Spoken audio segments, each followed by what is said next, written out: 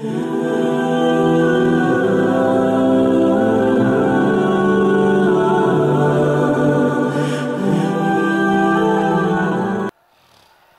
হাজিরিন, লিল্লাহে তাকবীর, লিল্লাহে তাকবীর, লিল্লাহে তাকবীর। এবার সেই কাঙ্ক্ষিত মুহূর্ত, পবিত্র কালামে হাকিম থেকে তাফসির পেশ করবেন। এখন পবিত্র কালামে হাকিম থেকে তাফসির পেশ করছেন। এদিকে বিশৃঙ্খল পরিস্থিতি কেন করছেন? এদিকে কি হয়েছে? আপনারা কি মাহফিল সুন্দরভাবে চলুক তা চান না? এটা তো এক ধরনের ধৃষ্টতা ভাই। এখানে আপনারা পানির বোতল ছুঁড়ে মারছেন।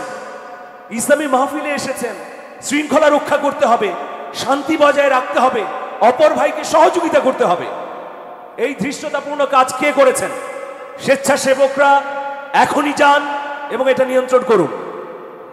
সুপ্রিয় হাজিরিন, এখন পবিত্র কোরআন থেকে তাফসির করবেন।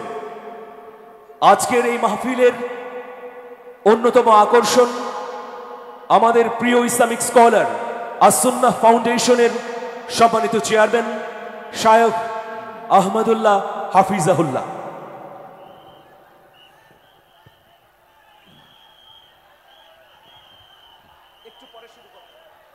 আসসালামু আলাইকুম ওয়া রাহমাতুল্লাহি ওয়া বারাকাতুহু। আপনারা সবাই ভালো আছেন? আলহামদুলিল্লাহ, আলহামদুলিল্লাহ। আল্লাহ রাব্বুল আলামিন আমাদের সবাইকে মৃত্যু পর্যন্ত ভালো থেকে নেক আমল করে আজকের এই মাহফিল থেকে উপকারী কথাগুলো শুনে আমলে নিয়ত করে যাওয়ার তৌফিক দান করুন, বলুন আমিন। আলহামদুলিল্লাহ, الحمد لله نحمده ونستعينه ونستغفره ونؤمن به ونتوكل عليه ونعوذ بالله من شرور أنفسنا ومن سيئات أعمالنا من يهده الله فلا مضل له ومن يضلله فلا هادي له وأشهد أن لا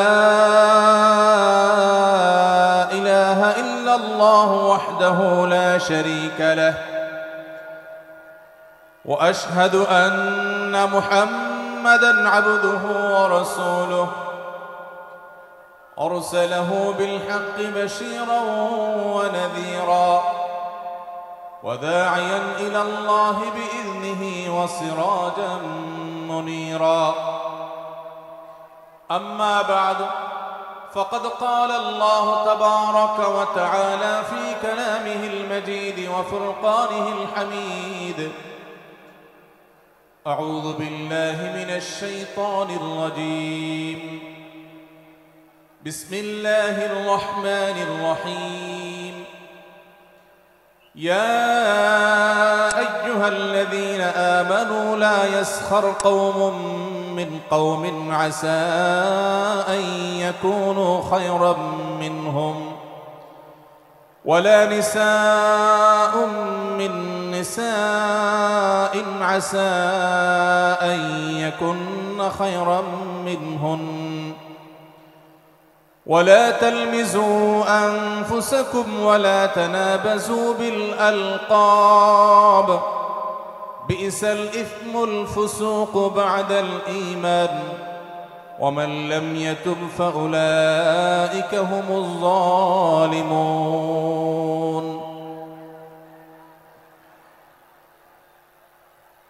আদ-দ্বীন ফাউন্ডেশন কর্তৃক আয়োজিত আজকের এই ঐতিহাসিক মাহফিলের সম্মানিত সভাপতি ওয়াজিবুল ইহতিরাম সম্মানিত উলামায়ে কেরাম, দূর দূরান্ত থেকে আগত, দেশের প্রত্যন্ত অঞ্চল থেকে আসা আমার প্রাণ প্রিয় দিন দরদি ভাইয়েরা এবং পর্দার আড়াল থেকে যে সমস্ত মা বোনরা আমাদের শুনছেন, সে সকল মা ও বোনেরা, আল্লাহ রাব্বুল আলামিন আমাদেরকে কোরআনে করিম থেকে, নবী করিম সাল্লাল্লাহু আলাইহি সাল্লামের হাদিস থেকে গুরুত্বপূর্ণ বক্তব্য শোনার জন্য আজ আদ্দিন সকিনা মেডিকেল কলেজ হসপিটালের এই বিশাল মাঠে সমবেত হওয়ার তৌফিক দিয়েছেন, সেজন্য রব্বে করিমের কাছে আমরা শুকরিয়া জানাই, আলহামদুলিল্লাহ। সম্মানিত উপস্থিতি, এ বিশাল বড় জনসমাগম, এ বিশাল বড় ওয়াজ মাহফিল, এই মাহফিলের শৃঙ্খলা রক্ষা করার জন্য এবং মাহফিলটিকে সুচারুরূপে শেষ পর্যন্ত সমাপ্ত করবার জন্য আমাদের প্রত্যেকের সহযোগিতা প্রয়োজন। আমরা অনেকেই বেশ নীরবে নিঃশব্দে আলোচনা শুনছি, আবার এর মধ্যে আশপাশ থেকে বিভিন্ন আওয়াজ শোনা যাচ্ছে।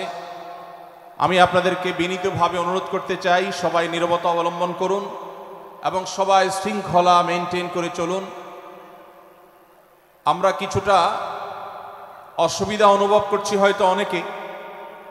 হয়তো অনেকে দেখতে পাচ্ছি না, কিন্তু বিশাল বড় মনিটর আছে, অনেকগুলো মনিটর, এলইডি মনিটর রাখা আছে। অতএব আমরা যদি একটু ধৈর্য ধারণ করি, মনোযোগ দিয়ে কথা শুনি, তাহলে সেটা আমাদের উপকারে আসবে ইনশাআল্লাহ। আজকের এই মাহফিলে আসার আমাদের যে মূল উদ্দেশ্য, কোরআন এবং হাদিস থেকে আলো গ্রহণ করা, আমাদের জীবনকে কোরআনের আলোতে আলোকিত করা, আল্লাহ এবং তার রাসূল সাল্লাল্লাহু আলাইহি ওয়াসাল্লামের আদর্শের আমাদেরকে আদর্শবান হিসাবে গড়ে তোলা। আমরা সে আদর্শের সঠিক শিক্ষা গ্রহণ করবার প্রয়োজনে প্রত্যেকে ধৈর্য ধারণ করি, সবর করি এবং যে সমস্ত অসুবিধাগুলো আমাদের হচ্ছে, অনেকে দেখতে পাচ্ছেন না, সে অসুবিধাগুলো আজকের এই মাহফিলটি, এই মাঠের প্রথম মাহফিল। ইনশাআল্লাহ কর্তৃপক্ষ পরবর্তীতে এই মাহফিল যখন আয়োজন করবে, আমরা আশা করব তারা এবারের ভুলগুলো শুধরে নিয়ে পরবর্তীতে দর্শকদের কোনো অসুবিধা যেন না হয় সেই দিকটি তারা বিবেচনা করবেন। আমি আপনাদেরকে ধৈর্য ধারণ করার অনুরোধ করছি। আপনারা সবাই সবর করে, ধৈর্য ধারণ করে নীরবে নিঃশব্দে আলোচনা শুনুন। আল্লাহ আমাদের সবাইকে তৌফিক দান করুন। আমাদের আশেপাশে যারা কথা বলছেন, যারা শব্দ করছেন, সে সমস্ত ভাইদেরকে আশপাশে ভাইয়েরা অনুরোধ করে, অনুনয় বিনয় করে, শক্ত ভাষায় নয়, কোমলতার সাথে, বিনম্রতার সাথে অনুরোধ করে তাদেরকে আমরা করজোড় করে, অনুরোধ করে, রিকোয়েস্ট করে তাদেরকে আমরা নীরব করি, নিঃশব্দ করি এবং নীরবে ওয়াজ এবং আলোচনা শোনার পরিবেশ যেন তারা করেন, সেজন্য তাদেরকে সহযোগিতা করি। মাশাআল্লাহ, অনেকখানি নিস্তব্ধ হয়েছে, বাকি যে আওয়াজ হচ্ছে সেটাও আমরা বন্ধ করার চেষ্টা করি। কোরআনের মজলিসে, কোরআনের আলোচনার মজলিসে যদি বিশৃঙ্খলা করা হয়, আলোচনা করা হয়, কথাবার্তা বলা হয়, অন্যকে শুনতে অসুবিধা সৃষ্টি করা হয়, তাহলে সেটা আলাদা একটা গুনাহের কাজ, যেটা ওয়াজের প্যান্ডেলে বসে এই গুনাহের কাজ কোনো অবস্থাতে আমরা করতে পারি না। সেজন্য আমরা আশা করব শেষ পর্যন্ত ইনশাআল্লাহ আজকে এই 3 দিন ব্যাপী তাফসীর কোরআন মাহফিলের শেষ দিন, একবারে শেষ মুহূর্ত পর্যন্ত আমরা নীরব নিস্তব্ধ হয়ে আলোচনা শুনব। সারা দেশে যত শত সহস্র মাহফিল হচ্ছে, আজকের এই মাহফিল নানা কারণে অনন্য এবং একটা বিশেষ দৃষ্টান্ত স্থাপন করেছে। আজকের এই মাহফিলের অন্যতম বৈশিষ্ট্য হলো যে এই মাহফিলে গতানুগতিক মাহফিলগুলোর মতো গভীর রাত পর্যন্ত আলোচনা হয় না। এটি একটি ভালো দিক এবং একটি আদর্শ মাহফিলের অন্যতম পূর্ব শর্ত। গভীর রাত পর্যন্ত দূর দূরান্তে মাইক লাগিয়ে ওয়াজ মাহফিল আয়োজন করা কোনো আদর্শ মাহফিলের চিত্র হতে পারে না। সেই বিচারে, সেই দৃষ্টিকোণ থেকে আদ্দিন ফাউন্ডেশনের আজকের এই মাহফিলটি অত্যন্ত চমৎকার এবং অসাধারণ মাহফিল। কারণ এই মাহফিলের গত 2 দিনের খবর আমি নিয়েছি এবং আজকের দিন সম্পর্কে আমি জেনেছি যে গভীর রাত পর্যন্ত এবং দূর দূরান্ত পর্যন্ত মাইক লাগিয়ে মানুষকে ডিস্টার্ব করার মতো মাহফিল এখানে হচ্ছে না। এটি একটি ভালো দিক।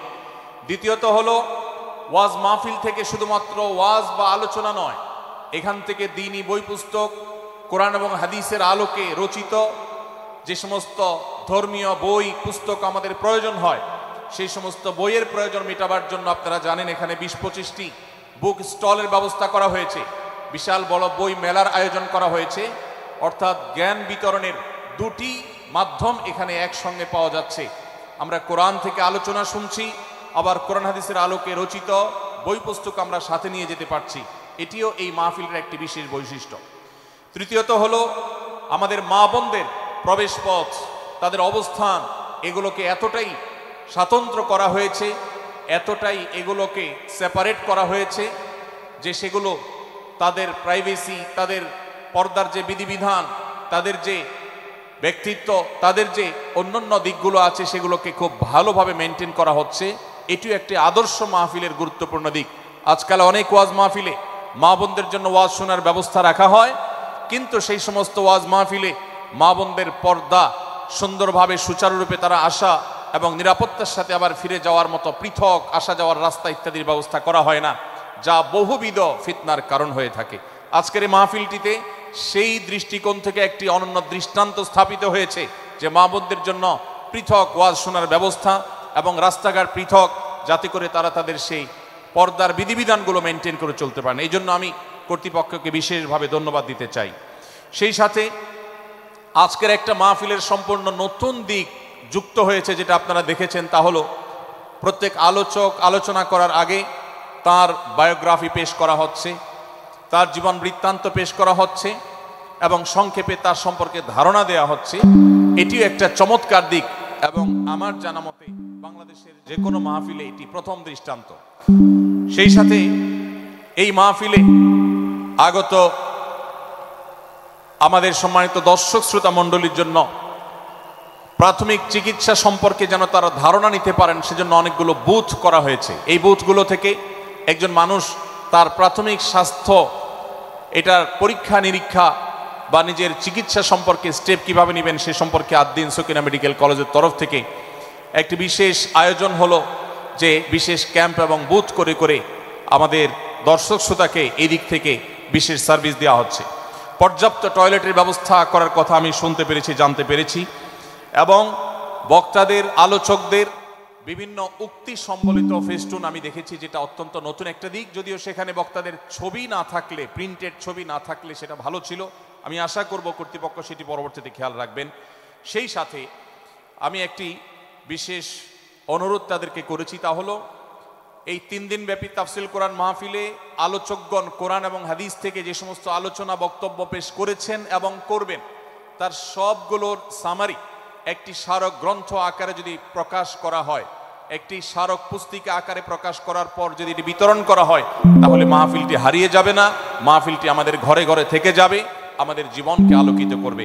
আমি আশা করব ওয়াজ মাহফিল, যেটি এই দেশের সবচেয়ে প্রাচীনতম কালচারের অন্যতম, এদেশের সবচেয়ে শক্তিশালী সংস্কৃতির অন্যতম হলো ওয়াজ মাহফিল। এই ওয়াজ মাহফিলগুলো আদর্শ ওয়াজ মাহফিলে পরিণত হবে। এই ওয়াজ মাহফিলগুলো মানুষের বিরক্তির কারণ হবে না। শহর এলাকায় রাত বিরাতে, গভীর রাত পর্যন্ত দূর দূরান্তে মাইক লাগিয়ে মানুষের দুর্ভোগ সৃষ্টির কারণ হবে না। উচ্চ শব্দ দিয়ে মানুষকে বিরক্ত করার কারণ হবে না মাহফিলগুলো। আমরা যদি আদর্শ ওয়াজ মাহফিলের দৃষ্টান্ত স্থাপন করতে পারি, তাহলে এই দেশ কোরআনের আলোয় আলোকিত হবে, হাদিসের আলোকে আলোকিত হবে, আমাদের ঘরগুলো আলোকিত হবে দ্বীনের নূর এবং আলো দ্বারায়। আল্লাহ রাব্বুল আলামিন আমাদের সবাইকে কোরআন এবং হাদিসের আলো থেকে আলোকিত হওয়ার তৌফিক দান করুন। আজকের এই মাহফিলে আমরা যেরকম সবাই সমবেত হয়েছি, মাশাআল্লাহ, চরম নীরব নিস্তব্ধ পরিবেশে সবাই পিনপতন নীরব হয়ে এই মুহূর্তে কথা শুনছি। আমি আশা করব শেষ মুহূর্ত পর্যন্ত আমরা এই অবস্থা বজায় রাখবো। আরশে আজিমের মালিকের কাছে ফরিয়াদ করি, হে আল্লাহ, হে আরশের মালিক, আপনি আমাদের সবাইকে এখানে যেরকম একত্রিত হওয়ার তৌফিক দিয়েছেন, জান্নাতুল ফেরদাউসের আঙ্গিনায় প্রিয় হাবিব মুহাম্মদ মুস্তাফা সাল্লাল্লাহু আলাইহি সাল্লামের সাথে আমাদেরকে এরকম একত্র হওয়ার, সমবেত হওয়ার তৌফিক দান করুন, বলুন আমিন। সম্মানিত ভাইয়েরা, আমি আপনাদের সম্মুখে কোরআনে কারীমের গুরুত্বপূর্ণ একটি সূরা, সূরা হুজরাতের একটি আয়াত তেলাওয়াত করেছি। সূরা হুজরাতের 7টি বিশেষ সামারি আপনাদের সামনে আমি তুলে ধরতে চাই। এই সূরার বিশেষ তাৎপর্য, এই সূরার যে বিশেষ বার্তা, আজ বাংলাদেশের যে সমাজ বাস্তবতা রয়েছে, সেই সমাজ বাস্তবতায় সূরাতুল হুজরাত প্রতিটি ঘরে ঘরে প্রত্যেক মুসলমানকে বারবার পাঠ করা, পুনর্পাঠ করা প্রয়োজন। আমার রব, আমার আল্লাহ যদি আমাকে শক্তি সামর্থ্য দিতেন, আমি আমার দেশের প্রত্যেক মুসলিম ভাইকে বোনকে হাত জোড় করে অনুরোধ করে অনুনয় বিনয় করে সূরাতুল হুজুরাতের শুরু থেকে শেষ পর্যন্ত যে 18টি আয়াত রয়েছে, এই 18 আয়াতে ঐতিহাসিক যে 7টি বিশেষ বার্তা রয়েছে, সে বার্তাগুলো গ্রহণ করবার উদ্দেশ্যে বারবার অর্থ সহকারে সূরাতুল হুজুরাত বুঝে বুঝে পড়ার, এর তাফসীর দেখার, এর সামারিকে বারবার জানার জন্য আমি অনুরোধ করতাম। আল্লাহ তাআলা আমাদের সবাইকে সূরাতুল হুজুরাত এর আলো দ্বারায় সবাইকে আলোকিত হওয়ার তৌফিক দান করুন।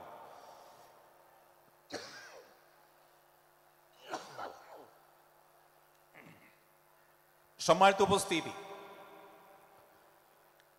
আমি যে সূরার সামারি আপনাদেরকে বলতে যাচ্ছি, যে সূরাকে সামনে রেখে আজকের এই ঐতিহাসিক মাহফিলে কোরআনে কারীমের দেওয়া 7টি বার্তা দিতে চাইছি, সেই সূরার নাম হলো সূরাতুল হুজুরাত। এই সূরা কোরআনে কারীমের 26তম পারায় অবস্থিত এবং এই সূরা কোরআনে কারীমের সূরার যে সিরিয়াল, সেই সূরার সিরিয়ালে 49তম সূরা। এই সূরার আয়াত সংখ্যা হলো 18।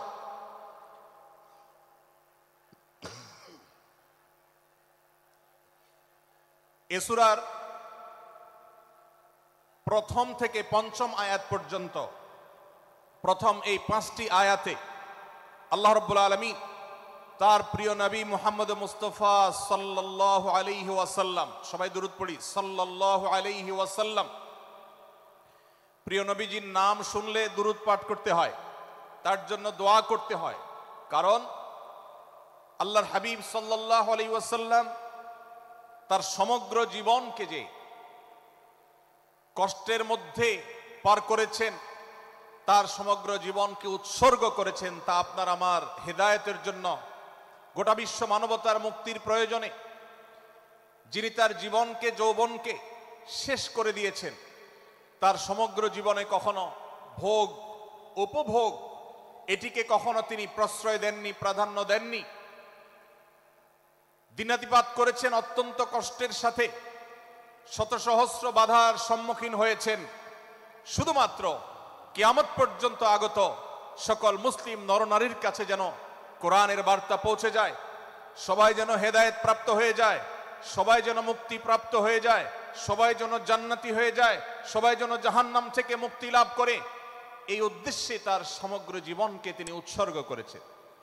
আমাদের হেদায়েতের জন্য, আমাদের কল্যাণের পথে আহ্বানের জন্য, আমাদের জান্নাতে নেওয়ার জন্য, যার সমগ্র জীবনে কখনো ভোগ উপভোগকে প্রশ্রয় দেননি, কষ্টে নিপতিত হয়েছেন, তিনি চাইলে মক্কার রাজত্ব করতে পারতেন, তিনি চাইলে মক্কার সবচেয়ে ভোগী মানুষ হতে পারতেন, কিন্তু সেটা না করে তিনি যে ত্যাগের দৃষ্টান্ত স্থাপন করেছেন, প্রিয় নবী মুহাম্মদ সাল্লাল্লাহু আলাইহি সাল্লামের সেই অবদানের স্বীকৃতি স্বরূপ আমরা তার নাম যখনই শুনব সাল্লাল্লাহু আলাইহি সাল্লাম বলে তার প্রতি আল্লাহর রহমত যেন, অনুগ্রহ যেন নাজিল হয়, সেজন্য দোয়া করব।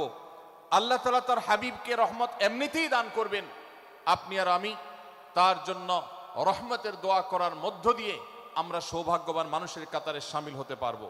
তো আমি যেটি বলছিলাম, সূরাতুল হুজুরাতের 1 থেকে 5 নম্বর আয়াত পর্যন্ত এই 5টি আয়াতে আল্লাহ রাব্বুল আলামিন প্রিয় নবী সাল্লাল্লাহু আলাইহি সাল্লামের সাথে আদব এবং শিষ্টাচারের শিক্ষা দিয়েছেন মানব জাতিকে। এবং আল্লাহ রাব্বুল আলামিন ঈমানদারদেরকে পরম মায়ার সাথে ডেকে, ইয়া আইয়ুহাল্লাযীনা আমানু, হে ঈমানদারগণ, এই ডাকে আল্লাহ তাআলা ডেকে বলেছেন, লা তুকাদ্দিমু বাইনা ইয়াদাইল্লাহি ওয়া রাসূলিহি, তোমরা আল্লাহ এবং তার রাসূলের সামনে আগ বেড়ে কোনো কথা বলবে না, আগ বেড়ে কোনো কাজ করবে না। একজন ঈমানদার, একজন মুসলমান, তার এই শিষ্টাচারের শিক্ষা তার জীবনে ধারণ করতে হবে। যখনই আল্লাহ কোনো কথা বলেছেন, আল্লাহ রাসূল সাল্লাল্লাহু আলাইহি সাল্লাম কোনো কথা বলেছেন, এটি নিশ্চিত হতে পারবো আমরা, তখন একজন ঈমানদার আর কখনো সেটার উপর কোনো কথা বলবে না, আগ বেড়ে কোনো কিছু করবে না, কোনো প্রকার সীমা লঙ্ঘন করবে না।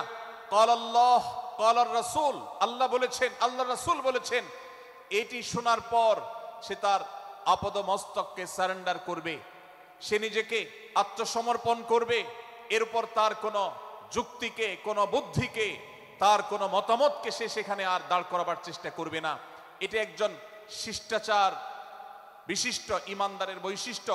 কোরআন এই শিক্ষা আমাদেরকে দিয়েছে। ভাইরা আমার, এই শিক্ষাকে ধারণ করে আমরা যারা নিজেদেরকে মুসলমান দাবি করছি, আমাদের সম্মানীয় যারা আছেন, আল্লাহকে যেরকম আমরা সম্মান করি, আল্লাহ রাসূলকে যেরকম সম্মান করি, ঠিক একইভাবে আমাদেরকে যে সমস্ত মানুষগুলোকে সম্মান করার নির্দেশ করা হয়েছে, ওলামা একরাম রয়েছেন, আমাদের বাবা মা, বয়সে বড়, শিক্ষিত, এবং যারা আমাদের শিক্ষক বৃন্দ আছেন, এভাবে যারা আমাদের সম্মানের পাত্র আছেন, সে মানুষগুলোর সামনে আগ বেড়ে যেন কোনো কিছু না করি। সে আগ বাড়াটা কথার ক্ষেত্রে হতে পারে, চলার ক্ষেত্রে হতে পারে, আচরণের ক্ষেত্রে হতে পারে।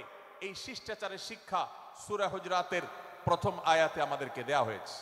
প্রিয় ভাইরা আমার, আমাদের সমাজে আজ যে সমস্ত ভালো গুণের দুর্ভিক্ষ চলছে, ক্রাইসিস চলছে, অভাব চলছে, এর মধ্যে অন্যতম হলো আজ শিষ্টাচারের অভাব। আমাদের সমাজের চতুর্দিকে আপনি দেখতে পাবেন পরিলক্ষিত হচ্ছে।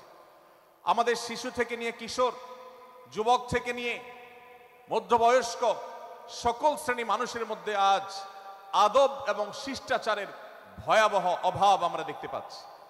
বিশেষ করে পশ্চিমা সংস্কৃতিকে আমাদের এই স্বদেশে, আমাদের এই মুসলমানদের সমাজে জোর করে পুশ করাবার, সে সমস্ত এজেন্ডাকে বাস্তবায়ন করবার যে প্রচেষ্টা এদেশের এক শ্রেণীর মানুষকে করতে দেখা যায়, তারা এদেশের সমাজের খাঁজে বাজে থাকা ইসলামের কৃষ্টি, কালচার এবং সংস্কৃতিগুলোকে ধুয়ে মুছে পরিষ্কার করবার জন্য শত সহস্র উদ্যোগ নিয়েছে। আমাদেরকে কোরআনের শিক্ষা ধারণ করে, কোরআনের শিক্ষাকে প্রচার করে, কোরআনের শিক্ষাকে প্রতিষ্ঠিত করে ব্যক্তির মধ্যে, ঘরে, পরিবারে, সমাজে, রাষ্ট্রে, সংবিধানে, আইনে, সংসদে, সর্বত্র কোরআনের শিক্ষাকে বাস্তবায়ন করে সেই সমস্ত বিন্দেশী অপসংস্কৃতি চাপিয়ে দেওয়ার ষড়যন্ত্রকে মোকাবেলা করতে হবে ইনশাআল্লাহ। ভাইরা আমার, আর সেজন্য সূরা হুজরাতের এই শিষ্টাচারের শিক্ষা আমাদের জীবনে খুবই গুরুত্বপূর্ণ। আমরা যখনই কোনো সম্মানীয় ব্যক্তির কাছে আমরা থাকব, তাদের কথার উপরে কথা বলা, তাদের সাথে তর্ক করা, তাদের সামনে আগ বেড়ে কথা বলা, এমনকি তারা যখন চলবেন তাদের সামনে সামনে হাঁটা, এই সবগুলো কোরআনের এই শিষ্টাচারের যে শিক্ষা আছে এর পরিপন্থী। প্রিয় নবী সাল্লাল্লাহু আলাইহি সাল্লামের সময়কার একটি ঘটনা, এক ব্যক্তি তার বাবার সাথে হেঁটে যাচ্ছিলেন, বোঝা যাচ্ছিল না যে তাদের মধ্যে বাবাকে সন্তানকে। অনেক সময় বাপ সন্তানের বাহ্যিকভাবে দেখে বোঝা যায় না, এরকম কোনো কোনো ক্ষেত্রে হয়। জিজ্ঞেস করা হলো তাদেরকে, তোমাদের মধ্যে বাবাকে সন্তানকে? বলা হলো যে অমুক বাবা, অমুক সন্তান। তখন নির্দেশনা দেওয়া হলো যে সন্তান তার হাঁটা এবং চলার মধ্য দিয়ে এই বিনয়ের প্রকাশ ঘটাতে হবে, আনুগত্যের প্রকাশ ঘটাতে হবে, সম্মান এবং শ্রদ্ধার প্রদর্শন করতে হবে, যার মধ্য দিয়ে বোঝা যায় যে কে সন্তান আর কে বাবা। এর জন্য জিজ্ঞেস করতে না হয়। আজ আমাদের যারা তরুণ আছি, আমরা যুবক আছি, আমরা অনেকেই পশ্চিমা সংস্কৃতি দ্বারা প্রভাবিত হয়ে আমরা শিষ্টাচারের এই গণ্ডি এবং সীমানা পার হয়ে চলে গেছি। কোরআন আমাদেরকে শিষ্টাচারের শিক্ষা দিচ্ছে যে আমরা সিনিয়রদের সামনে বিনয়ের সাথে আচরণ করব, তাদের সামনে সামনে চলা থেকে বিরত থাকব, যথাসম্ভব তাদেরকে অনুসরণ করার চেষ্টা করব, তাদের সাথে কথা হবে, তাদের আগ বেড়ে কথা হবে না, তাদের কোনো জিজ্ঞাসা থাকলে সেটার উত্তর হবে বিনয়ের সাথে। এই শিষ্টাচারের শিক্ষা আমাদেরকে দেওয়া হয়েছে। এবং একইভাবে সূরা হুজরাতের প্রথম বার্তার মধ্যে নবী সাল্লাল্লাহু আলাইহি সাল্লামের সাথে আরেকটি শিষ্টাচার শেখানো হয়েছে, তা হলো আল্লাহ রাব্বুল আলামিন আমাদের কণ্ঠকে, আমাদের আওয়াজকে, আমাদের কথাকে নবী সাল্লাল্লাহু আলাইহি সাল্লামের কথার চাইতে যেন আগ বেড়ে না যায়, তার চাইতে যেন উঁচু কণ্ঠে আমরা কথা না বলি, তার চাইতে যেন উচ্চস্বরে কথা না বলি, সেই শিক্ষা দিয়েছেন। সেই শিষ্টাচারের শিক্ষা আমাদেরকে দেওয়া হয়েছে। ভাইরা আমার, প্রিয় নবী সাল্লাল্লাহু আলাইহি সাল্লামের সাহাবীরা নবী সাল্লাল্লাহু আলাইহি সাল্লামের প্রতি আদব এবং শিষ্টাচার এত বেশি প্রদর্শন করতেন যে নবী করিম সাল্লাল্লাহু আলাইহি সাল্লামের প্রতি এই শিষ্টাচারের কথা যখন বলা হয়, সাহাবীরা অনেকে নবী করিম সাল্লাল্লাহু আলাইহি সাল্লামের সাথে কথা বলতে রীতিমতো ইতস্তত বোধ করছিলেন যে কিভাবে কথা বলবো, না জানে জোরে হয়ে যায় এবং তাতে না জানে আমি বেয়াদবের কাতারে শামিল হয়ে যাই, শিষ্টাচার বহির্ভূত কাজ করে ফেলি। এবং আল্লাহ তাআলা যে সতর্কীকরণ করেছেন সূরা হুজরাতের এই 1 থেকে 5 নম্বর আয়াতের মধ্যে, তার আওতায় আমি না জানে পড়ে যাই। তখন সাহাবা ইকরাম বিনয় এবং বিনম্রতা অবলম্বন করেছেন এবং তারা একরকম বিপাকে পড়ে গেছেন। এতটা তারা সভ্য ছিলেন, এতটা তারা নম্র ছিলেন, এতটা তারা বিনম্র আচরণ করতেন নবীজির সাথে। ভাইরা আমার, এই বিষয়টিও আমরা শুধুমাত্র আমাদের প্রিয় নবীজির জন্য নয়, এটি আমাদের মা বাবা, আমাদের সম্মানের পাত্র যারা আছেন, আমাদের বয়সে যারা সিনিয়র আছেন, তাদের সামনে কথা বলার সময় আমরা মেনটেন করে চলবো। অর্থাৎ আমরা উচ্চ কণ্ঠে তাদের সামনে কথা বলবো না। এই মাহফিলে এখনো শত শত হাজারো মানুষ হয়তো এমন আছেন যারা মায়ের সামনে, বাবার সামনে, বড় ভাইয়ের সামনে, শিক্ষকের সামনে, সিনিয়রদের সামনে, মুরব্বীদের সামনে, ওলামাদের সামনে উচ্চ কণ্ঠে কথা বলেন।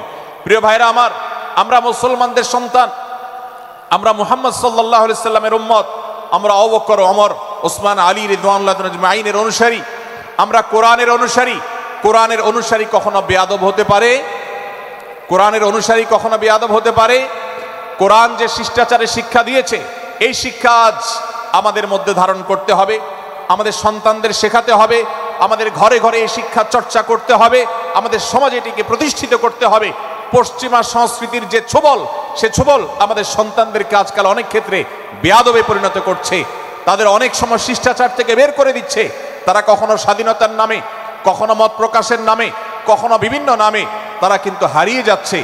আজকের এই বাস্তবতাকে উপলব্ধি করে সূরা হুজরাতের 1 থেকে 5 নম্বর আয়াত এর শিক্ষাকে আমাদের মধ্যে ধারণ করতে হবে। আল্লাহ তাআলা আমাদের সবাইকে সেই তৌফিক দান করুন। ভাইরা আমার, সূরা হুজরাতের প্রথম বার্তা প্রিয় নবী সাল্লাল্লাহু আলাইহি সাল্লামের সাথে শিষ্টাচার। আল্লাহ এবং তার রাসূলের সামনে,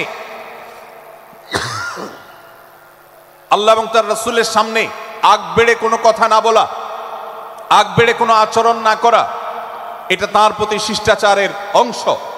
এবং আল্লাহ রাসূলের সামনে উচ্চ কণ্ঠে জোরে কথা না বলা, এটাও তার প্রতি শিষ্টাচারের অংশ। আল্লাহ তাআলা আমাদেরকে এই শিষ্টাচার আমাদের জীবনের প্রত্যেকটা পদে পদে ধারণ করার তৌফিক দান করুন, বলুন আমিন। ভাইরা আমার, সূরা হুজরাতের দ্বিতীয় যে শিক্ষা, সেই শিক্ষাটা বর্ণিত হয়েছে এই সূরার 6 থেকে 8 নম্বর আয়াত। 6 থেকে 8 নম্বর এই আয়াতের মধ্যে আল্লাহ রাব্বুল আলামিন আমাদেরকে দ্বিতীয় শিক্ষা দিয়েছেন, ঈমানদার কখনো কোনো কথা বলার আগে সেই কথা সত্য কিনা, বাস্তব কিনা সেটি যাচাই বাছাই না করে বলবে না। ঈমানদার কখনো গুজবে কান দিবে না। ঈমানদার কখনো শোনা কথার উপরে ভিত্তি করে কোনো সিদ্ধান্ত গ্রহণ করবে না। এই শিক্ষাটাও আজকের বাস্তবতার আলোকে আমাদের সমাজের জন্য অত্যন্ত গুরুত্বপূর্ণ এবং প্রয়োজনীয়। প্রিয় ভাইরা আমার, আমাদের চতুর্পাশে যদি আমরা তাকাই, আমরা দেখতে পাবো সোশ্যাল মিডিয়াতে, ফেসবুকে আজকাল কোনো তথ্য উপাত্ত পেলে সেটার পরখ করা ছাড়া, যাচাই বাছাই করা ছাড়া, সত্য অসত্য নিরূপণ করা ছাড়া আমরা অনেকে সেটার প্রচার প্রচারণায় নেমে যাই। আমরা অনেকে সেটার শেয়ার দেওয়া শুরু করে দেই। আমরা অনেকে এটার উপর ভিত্তি করে অনেককে নিন্দা মন্দ করা শুরু করে দেই। এমনকি আজ আমরা যেই জায়গায় দাঁড়িয়ে আছি, বাংলাদেশের যে সামাজিক বাস্তবতা, সেই বাস্তবতার আলোকে বলা যায় অনেক সময় অনেক ব্যক্তিকে সমাজে মিডিয়ার মাধ্যমে নানাভাবে হয়রানি করে তাকে খারাপ মানুষ হিসাবে, কালপ্রিট হিসাবে দেখানো হয়, অথচ তার দোষ, যে সমস্ত দোষের কথা তাকে বলা হয়, যে সমস্ত দোষে তাকে দোষী বানানো হয়, সে সমস্ত দোষ থেকে তিনি শত সহস্র গুণ পবিত্র এবং পরিচ্ছন্ন। ভাইরা আমার, আজকের এই বাস্তবতায় আমাদেরকে বিশেষ করে লক্ষ্য রাখতে হবে যে আমরা যেই কোনো মূল্যে, যেই কোনো ভাবে যেন কোনো প্রকার গুজবে কান না দেই, আমরা যেন গুজব থেকে বেঁচে থাকি। আল্লাহ তাআলা আমাদেরকে তৌফিক দান করুন। ভাই, এদিকে অনেক বেশি বাঁশির আওয়াজ শোনা যাচ্ছে। স্বেচ্ছাসেবকরা বাঁশির আওয়াজ দেওয়া ছাড়া আপনারা ভলান্টিয়ারি করুন। এত বেশি বাঁশির আওয়াজ আসছে যে কথা বলা কঠিন হয়ে যাচ্ছে। অনুগ্রহ করে বাঁশির আওয়াজ কম করে আপনারা ভলান্টিয়ারি করুন। এখনো অনেক বাঁশির আওয়াজ শোনা যাচ্ছে, বাঁশির আওয়াজগুলো বন্ধ করুন। মাশাআল্লাহ, এখন বন্ধ হয়েছে। আমরা মেহেরবানি করে বাম পাশের থেকে কিছুটা আওয়াজ পাচ্ছি, একটু নীরব নিস্তব্ধ হওয়ার জন্য অনুরোধ করছি। একটু নীরব নিস্তব্ধ না হলে কথা বলা যাবে না। অনুগ্রহ করে আমরা একটু সহযোগিতা করি এবং সবাই নীরব থাকি। ভলান্টিয়াররা অপ্রয়োজনে বাঁশির আওয়াজ দিবেন না, অপ্রয়োজনে বাঁশির আওয়াজ দিবেন না। আমাদের দেশে শব্দ দূষণ, শব্দ সন্ত্রাস, এটা এই দেশের কমন কালচার হয়ে গেছে। রাস্তা যাবেন, প্রয়োজনে অপ্রয়োজনে গাড়ির হর্ন বাজাবে। যে কোনো প্রোগ্রামে যাবেন, প্রয়োজনে অপ্রয়োজনে বাঁশি বাজানো হবে। কদিন আগে 31st নাইট গেছে, আপনারা দেখেছেন। এত প্রচার প্রচারণা, এত সতর্কীকরণের পরেও, আইন শৃঙ্খলা রক্ষাকারী বাহিনী এত সতর্ক থাকার পরেও আপনারা দেখেছেন এক শ্রেণীর বুদ্ধি প্রতিবন্ধীরা তারা 31st নাইট উদযাপনের নামে শব্দ সন্ত্রাস করেছে। শত শত হাজারো মানুষের কষ্টের কারণ হয়েছে। প্রিয় ভাইরা আমার, ধর্ম হোক আর রাজনীতি, বিনোদন হোক আর আনন্দ হোক, যেই কোনো নামে যদি শব্দ সন্ত্রাস সৃষ্টি করে বা অতিরিক্ত শব্দ দূষণ করে, শব্দ সৃষ্টি করে মানুষকে অতিষ্ঠ করার কারণ হয়, সেটা কোনো সভ্য সমাজের দৃশ্য হতে পারে না। আমরা সেই ইসলামের অনুসারী যে ইসলামে আমাদের প্রিয় নবী সাল্লাল্লাহু আলাইহি ওয়াসাল্লাম মসজিদে নববীতে তার একান্ত পরিবেশের মধ্যে এক সাহাবী জোরে কোরআন তেলাওয়াত করছিলেন। তিনি তাকে বলছিলেন, তুমি কোনো বধির রবকে শোনাচ্ছ না, তোমার রব সবকিছু শুনতে পান, অতএব তুমি তোমার এই উচ্চ কণ্ঠের তেলাওয়াত দিয়ে আশপাশে মানুষের ডিস্টার্বের কারণ হবে না। আমরা সেই ইসলামের অনুসারী, অতএব ওয়াজ মাহফিলের মাধ্যমেও যাতে কোনো মানুষ অতিষ্ঠ না হয়, মাইক ব্যবস্থাপনা সেভাবে করাটা মাহফিল কর্তৃপক্ষের যেমন কর্তব্য, ঠিক একইভাবে রাজনৈতিক সভা সমাবেশের নামে কিংবা বিয়ে বিনোদনের নামে যদি শব্দ সন্ত্রাস করা হয়, শব্দ দূষণ করা হয়, অতিরিক্ত শব্দ এর মাধ্যমে যদি মানুষকে অতিষ্ঠ করা হয়, তাহলে সেটি কখনো কোনো সভ্য সমাজের কাজ হতে পারে না। প্রিয় ভাইরা, এই জন্য আপনারা যারা তরুণ আছেন বয়সে, আপনাদেরকে আমি অনুরোধ করতে চাই, বিবাহ অনুষ্ঠানকে কেন্দ্র করে, আকিকাকে কেন্দ্র করে, নানা অনুষ্ঠানকে কেন্দ্র করে যে শব্দ সন্ত্রাস আমাদের দেশে হয়, এটি আমাদেরকে থামাতে হবে ইনশাআল্লাহ। আমরা যদি সবাই সজাগ হয়ে যাই, আমরা যদি সবাই সতর্ক হয়ে সচেতন হই, ইনশাআল্লাহ এই যে শব্দ দিয়ে মানুষকে কষ্ট দেওয়ার অপসংস্কৃতি, বিশেষ করে ভিনদেশি যে অপসংস্কৃতি আমদানি করা হয়েছে, এই অত্যাচার এদেশে থামাতে হবে ইনশাআল্লাহ। আল্লাহ আমাদের সবাইকে তৌফিক দান করুন। ভাইরা আমার, আমরা আমাদের আশেপাশে কোনো তরুণরা যদি এরকম শব্দ করে, গান বাজিয়ে অন্য মানুষকে অতিষ্ঠ করে, ঈদের সময় দেখা যায় বিশেষ করে সে সমস্ত যুবকদেরকে কাউন্সিলিং করতে হবে, তাদেরকে বোঝাতে হবে যে তোমার আনন্দ কখনো আরেকজনের বেদনার কারণ হতে পারে না। বহু হার্টের রোগী আছেন, বহু অসুস্থ মানুষ আছেন, বহু ছোট শিশু আছে যাদের কষ্টের কারণ হয়। বিধায় আমরা কখনো আমাদের শব্দ দিয়ে কাউকে কষ্ট হতে দিব না। আল্লাহ আমাদের সবাইকে তৌফিক দান করুন। মাশাআল্লাহ, অনেকটা নীরব নিস্তব্ধ হয়েছে। আমি যে জায়গাটা ছিলাম আবার সেখানে ফিরে যাই। সূরা হুজুরাতের দ্বিতীয় শিক্ষার কথা বলছিলাম। ভাইরা, 6 থেকে 8 নম্বর আয়াত যদি আপনি পাঠ করেন সূরা হুজুরাতের, আপনি দেখতে পাবেন সেখানে আল্লাহ রাব্বুল আলামিন ঈমানদারদেরকে যেই কোনো সংবাদ, যে কোনো তথ্য, বিশেষ করে অনির্ভরযোগ্য সূত্র থেকে যখন পাবে, ফাসিক থেকে যখন শুনবে, যার ভিতরে আল্লাহর ভয় নাই সেরকম মানুষ থেকে যখন পাবে, সেই সংবাদ তথ্য উপাত্ত যাচাই করা ছাড়া সেই সংবাদ যেন বলে না বেড়ায়। আপনি শহরে যান কিংবা গ্রামে, শিক্ষিত দেখুন কিংবা অশিক্ষিত, সর্বশ্রেণীর মানুষের মধ্যে আজ এই ব্যাধি দেখতে পাবেন চরম আকার ধারণ করেছে। কারোর ব্যাপারে কোনো নেগেটিভ কথা শুনেছেন, কোনো মন্দ কথা শুনেছেন, সে কথার প্রচার প্রচারণা শুরু করে দেন।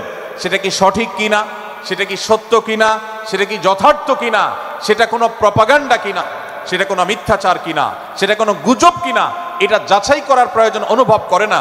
অথচ আমরা সেই মুহাম্মদ সাল্লাল্লাহু আলাইহি সাল্লামের উম্মত, যে মুহাম্মদ সাল্লাল্লাহু আলাইহি সাল্লাম আমাদেরকে সতর্ক করেছেন, কাফা বিল মারই কাযিবান আন ইউহাদ্দিসা বিকুল্লি মা সামিআ, কোন ব্যক্তি যা শুনে সেটাই যদি বলে বেড়ায়, তথ্য উপাত্ত যাচাই না করে, সেটাকে ভালো করে যাচাই বাছাই না করে, সেটাকে অনুসন্ধান না করে, সত্য সত্য নিরূপণ করবার চেষ্টা না করে, তাহলে সে মিথ্যাবাদী হওয়ার জন্য যথেষ্ট। এজন্য আজকের এই মাহফিল থেকে আমরা অঙ্গীকার করে যাব, আজকের এই মাহফিল থেকে আমরা নিয়ত করে যাব, এই মজলিসে বসে এই মুহূর্তে নিজে নিজে সংকল্প করব, আমার জীবনে সোশ্যাল মিডিয়া কিংবা ফেসবুকে, ইউটিউবে অথবা অফলাইনে আমার বাস্তব জীবনে আমি কখনো কোনো মানুষ সম্পর্কে যে কোনো তথ্য উপাত্ত পেয়ে ভুল কোনো ধারণা, মন্দ কোনো ধারণা করার প্রতি পোষণ করব না। কোনো তথ্য উপাত্ত যদি পাই, কোনো সংবাদ যদি পাই অনির্ভরযোগ্য সূত্রে, তাহলে সেক্ষেত্রে সেটা যাচাই বাছাই করা ছাড়া আমি সেটাকে বিশ্বাস করতে যাব না। এটাই হলো আমাদের ঈমানের দাবি। ভাইরা আমার, একজন ইমানদার এতটা সরল হবে না যে যা শুনবে সে সেটাকে বিশ্বাস করে বসবে। একজন ইমানদার এতটা বাস্তবতা থেকে দূরে থাকবে না যে তিনি তার পাওয়া কোনো সংবাদকে অনুসন্ধান করবে না। আল্লাহ তাআলা আমাদের সবাইকে সূরা হুজুরাতের এই দ্বিতীয় শিক্ষাটাকে আমাদের জীবনে ভালো করে ধারণ করার তৌফিক দান করুন। আল্লাহ বলেছেন, ইয়া আইয়ুহাল্লাযীনা আমানু, হে ঈমানদারেরা, ইন জাআকুম ফাসিকুম বিনাবাইন ফাতাবায়ানু, তোমাদের কাছে কোনো ফাসিক, যার মধ্যে আল্লাহর ভয় নেই, এরকম কোনো মানুষ যদি কোনো সংবাদ উপস্থাপন করে, এমনকি গণমাধ্যমেও যদি কোনো সংবাদ প্রচারিত হয়, সংবাদদাতার মধ্যে যদি আল্লাহর ভয় না থাকে, সে যদি টাকার বিনিময়ে কারোর চরিত্র হনন করতে পারে, সে যদি অ্যাডভার্টাইজ পেয়ে কোনো কোম্পানির হয়ে দালালি করতে গিয়ে অন্য কারোর বিরুদ্ধে কোনো মিথ্যাচার করে, সে যদি বিদেশিদের এজেন্ডা বাস্তবায়ন করতে গিয়ে আলেম সমাজের চরিত্রকে কলঙ্কিত করে, কোনো ভালো মানুষকে দোষী হিসাবে সাব্যস্ত করে, তো আল্লাহ তাআলা আমাদেরকে সতর্ক করেছেন, ফাতাবায়ানু, সেই সংবাদ সত্য কিনা আমাদেরকে যাচাই করতে হবে। আন তুসিবু কওমান বিজাহালাহ ফাতুসবিহু আলা মা ফাআলতুম নাদিমিন। যদি আমরা যাচাই বাছাই না করে যা শুনি সেটাকে বিশ্বাস করতে থাকি, তাহলে আমরা এক সময় লজ্জিত হতে হবে, অনুতপ্ত হতে হবে আমাদের এই ভুল অবস্থানের কারণে। এজন্য ভাইরা, আজকের এই মাহফিল থেকে আমরা প্রতিশ্রুতি নিজের সঙ্গে নিজে দিয়ে যাব যে আমরা কখনো কোনো তথ্য উপাত্ত পেলে, কোনো সংবাদ পেলে, সেটাকে বিশেষ করে কারোর চরিত্র সম্পর্কিত যদি হয়, কারোর সম্পর্কে নেগেটিভ যদি হয়, তাহলে সেটাকে বিশ্বাস করবার আগে ভালো করে অনুসন্ধান করব। যতক্ষণ আমি নিশ্চিত না হব ততক্ষণ পর্যন্ত সেটার প্রচার করব না। আল্লাহ তাআলা আমাদের সবাইকে কোরআনের এই শিক্ষাটাও আমাদের জীবনে ধারণ করবার তৌফিক দান করুন। ভাইরা আমার, তৃতীয় যে শিক্ষা সূরা হুজুরাতের, সেটি হলো আল্লাহ রাব্বুল আলামিন সূরা হুজুরাতের 9 এবং 10 নম্বর আয়াতে ইমানদারদের মধ্যে যদি কখনো মতভিন্নতা, মতপার্থক্য, এটা যদি মারামারিতে পরিণত হয়, ইমানদারদের মধ্যে যদি কখনো দুই পক্ষ গন্ডগোল এবং ফাসাদের মধ্যে লিপ্ত হয়ে যাওয়ার মতো দৃশ্যের অবতারণা হয়, তাহলে আমরা যেন আমাদের মুসলমান ভাইদের ঘর পোড়ার মধ্যে আলু পোড়া দিতে না যাই। আমরা যেন আমাদের মুসলমান ভাইদের মধ্যকার বিভেদকে আরো বৃদ্ধি করতে সহায়তা না করি। আমরা যেন মীমাংসার পথ অবলম্বন করি। আমরা যেন তাদের মধ্যকার সম্পর্কের যে অবনতি হয়েছে সেটাকে দূর করবার চেষ্টা করি। আল্লাহ রাব্বুল আলামিন এই নির্দেশ দিতে গিয়ে বলেছেন, ওয়া ইন তাইফাতানি মিনাল মুমিনিনা ইকতাতালু, যদি ইমানদারদের দুটি দল, দুটি গ্রুপ নিজেদের মধ্যে মারামারিতে লিপ্ত হয়ে যায়, ফাসলিহু বাইনাহুমা, তাহলে তোমরা সেই বিবাদমান দুটি দলকে মীমাংসা করবার চেষ্টা করবে। আজ আমাদের মধ্যে এরকম বহু বিষয়কে কেন্দ্র করে মুসলমানদের মধ্যে অনেক সময় মুখোমুখি অবস্থান আমরা দেখতে পাই, যা দুর্ভাগ্যজনক, যা হওয়ার কথা ছিল না। এমনকি জাগতিক বিষয়ে যেমন হয়, ধর্মের নামে, ইসলামের নামে আজ আমরা হাজার হাজার টুকরা হয়েছি। আজ গোটা বিশ্বে আমাদের মুসলমানদের যে অবস্থান দুর্বল হয়েছে, এর অন্যতম প্রধান কারণ হলো আমাদের অনৈক্য। আমরা যদি আজ আহলে কিবলা, আহলে সুন্নাহ ওয়াল জামাআতের অনুসারীরা নানান মত এবং পথের অনুসারী হওয়া সত্ত্বেও, নানান থট এবং পন্থার অনুসারী হওয়া সত্ত্বেও, আমরা যদি মৌলিক বিষয়গুলোর উপর সবাই ঐক্যবদ্ধ থাকতাম, আমরা যদি আল্লাহ তাআলার দেওয়া ইত্তিহাদ মাল ইখতিলাফ, বৈচিত্র্যময় ঐক্য, বিভিন্ন বিষয়ে মতভিন্ন থাকা সত্ত্বেও মৌলিক বিষয়ে ঐক্যমতে আমরা যদি থাকতে পারতাম, আমাদের মধ্যে যদি মুসলিম ভ্রাতৃত্ববোধ থাকতো, আমাদের মধ্যে যদি বলয় ভিত্তিক যে দেয়াল আর প্রাচীরগুলো আছে সেগুলো যদি না থাকতো, তাহলে আজ বাংলাদেশের বাস্তবতা হলো, বাংলাদেশে আল্লাহর কোরআন, আল্লাহ রাসূল সাল্লাল্লাহু আলাইহি ওয়াসাল্লামের হাদিসের আলোকে বাংলাদেশ আজ অটোমেটিক পরিচালিত হতো, ঠিক কিনা বলেন? আমরা যদি আজ ঐক্যবদ্ধ থাকতাম, তাহলে এদেশের হাতে গোনা যাবে এরকম স্বল্প সংখ্যক নাস্তিকেরা, ইসলাম এবং মুসলমানদের শত্রুরা, তারা আমাদেরকে নিয়ে তারা আজ যে খেলা খেলছে, আমাদেরকে যে তারা শাসন করছে, আমাদেরকে যে তারা তাদের অধীনস্থ করে রাখছে, আমাদের উপরে যে আজ ভিনদেশি কালচার চাপিয়ে দিচ্ছে, আমাদের উপরে তারা যে আজ কর্তৃত্ব করছে, আমাদেরকে আজ টুকরা টুকরা করছে, এই দুঃসাহস তারা কোনোদিন দেখাতে পারতো না যদি আমরা ঐক্যবদ্ধ থাকতাম। ভাইরা আমার, এই জন্য আমরা সব বিষয়ে সবাই একমত হব না। আজকের এই মাহফিলে যত মানুষ এসেছেন সবাই সব বিষয়ে একমত নন। এমনকি আজকের এই মাহফিল কর্তৃপক্ষ যে আয়োজন করছেন 3 দিন ব্যাপী, এই মাহফিলে আপনারা দেখেছেন এখানে কওমি এবং আলিয়া উভয় জায়গা থেকে বক্তা নির্বাচন করা হয়েছে, অসাধারণ সমন্বয় করা হয়েছে। এটি একটি ঐক্যের বার্তা। আমরা আশা করব মাঠ পর্যায়ে আমরা যারা কাজ করব, আমরা প্রত্যেকে আমাদের অন্য মতের, ভিন্ন মতের যে সমস্ত মুসলমান ভাইরা আছেন তার সাথে আপনার কোনো থটগত মত পার্থক্য থাকতে পারে, চিন্তাগত কোনো ভিন্ন মত থাকতে পারে, কিন্তু দিন শেষে তিনি আপনার মুসলমান ভাই। তার আল্লাহ আর আপনার আল্লাহ এক, তার রাসূল এবং আপনার রাসূল এক, তার কেবলা এবং আপনার কেবলা এক, তার কোরআন আর আপনার কোরআন এক, তার নামাজ আর আপনার নামাজ এক, তার রোজা আর আপনার রোজা এক, তার যাকাত এবং আপনার যাকাত এক, তার সাথে আপনার মোটা এবং মৌলিক বিষয়ে কোনো মত পার্থক্য নাই। অতএব ছোটখাটো বিষয়কে কেন্দ্র করে আপনি যদি তাকে আপনার প্রতিপক্ষ মনে করেন, আপনি যদি তাকে আপনার শত্রু মনে করেন, এটা হবে আপনার ইসলামের জন্য, আপনার জন্য, এদেশের মুসলমানদের জন্য সবচেয়ে বড় ভুল। ভাইরা আমার, হারদুই হজরত আশরাফ আলী থানভী রহমতুল্লাহ আলাইহির সর্বশেষ খলিফা আবরাল হক সাহেব রহমতুল্লাহ আলাইহি বলতেন, दीन के हर काम करने वालों को रफीक समझो, फरीक ना समझो। যারাই আল্লাহর দ্বীনকে বুলন্দ করবার জন্য, যারাই আল্লাহর দ্বীনকে সেবা দেওয়ার জন্য, খেদমত করার জন্য কাজ করছে, তার পদ্ধতি তোমার থেকে ভিন্নতর হতে পারে। তাকে তুমি তোমার বন্ধু মনে করো, সহযাত্রী মনে করো, পথযাত্রী মনে করো, সহযোদ্ধা মনে করো, তোমার প্রতিপক্ষ মনে করবে না। প্রিয় ভাইরা আমার, আজ বাংলাদেশে ইসলাম যতটা পিছিয়ে আছে তার প্রধান কারণ হলো আমাদের অনৈক্য। আজ আমরা যদি আমাদের মধ্যকার যে সমস্ত দেয়াল এবং প্রাচীরগুলো, অদৃশ্য প্রাচীরগুলো উঠে আছে, যেগুলো আমাদের মুসলিম ভ্রাতৃত্বকে ভেঙে খান খান করে দিয়েছে, টুকরো টুকরো করে দিয়েছে, যদি আজ আমরা সে সমস্ত অদৃশ্য প্রাচীরগুলো দূরে সরাতে পারতাম, আমার ভিন্ন মতের ভাইকে যদি আমার ভাই মনে করতে পারতাম, তার যদি আমি কল্যাণকামী হতে পারতাম, আল্লাহর কোরআনের ঘোষণা অনুযায়ী এই মুসলমানদের ঐক্যবদ্ধ শক্তিকে দমাবার শক্তি পৃথিবীর কারোর নাই, কারোর নাই, কারোর নাই। আজ আমার ভাইয়েরা ফিলিস্তিনে মার খাচ্ছে, যদি আজ গোটা বিশ্বের মুসলমানরা আমরা ফিলিস্তিনে মুসলমানদের উদ্ধারের ব্যাপারে ঐক্যবদ্ধ থাকতাম, ফিলিস্তিনে মুসলমানের দিকে চোখ তুলে তাকাবার শক্তি বিশ্বের কোনো কাফেরদের থাকতো না। আজ যদি আমরা আমাদের মুসলমান নির্যাতিত ভাইদের ব্যাপারে সারা বিশ্বের মুসলমানরা ঐক্যবদ্ধ অবস্থান গ্রহণ করতে পারতাম, মুসলমানের দিকে চোখ তুলে তাকাবার শক্তি বিশ্বের কোনো কারোর থাকতো না।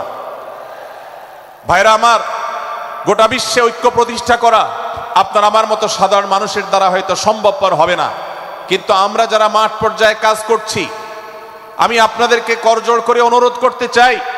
আমি জানি আপনার এলাকাতে, আপনার মহল্লাতে আপনার সাথে অন্য মুসলমান ভাইদের অনেক ক্ষেত্রে মতভিন্নতা আছে। সেটা রাজনৈতিক দৃষ্টিভঙ্গির ক্ষেত্রে হতে পারে, সেটা ধর্মীয় থট এবং মানহাজ, মাযহাব, মাসলাকগতভাবে হতে পারে, সেটা অন্য কোনো ইস্যুভিত্তিক মত পার্থক্য হতে পারে। আল্লাহর জন্য, আল্লাহর ওয়াস্তে, আল্লাহর ওই আয়াতকে মেনে আমল করার চেষ্টা করি আমরা। আল্লাহ বলেছেন, ওয়া'তাসিমু বিহাবলিল্লাহি জামিআন ওয়া লা তাফাররাকু, তোমরা আল্লাহর রশিকে সবাই ঐক্যবদ্ধভাবে আঁকড়ে করে ধরো, ঐক্যবদ্ধভাবে আল্লাহর রশিকে আঁকড়ে ধরো, তোমরা পরস্পর বিচ্ছিন্ন হয়ে যেও না।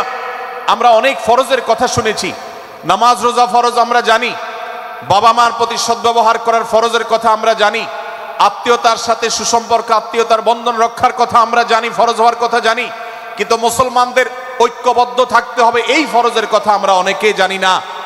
ভাইরা আমার, মুসলমানদেরকে আল্লাহ রাব্বুল আলামিন ঐক্যবদ্ধ থাকার নির্দেশ দিয়েছেন।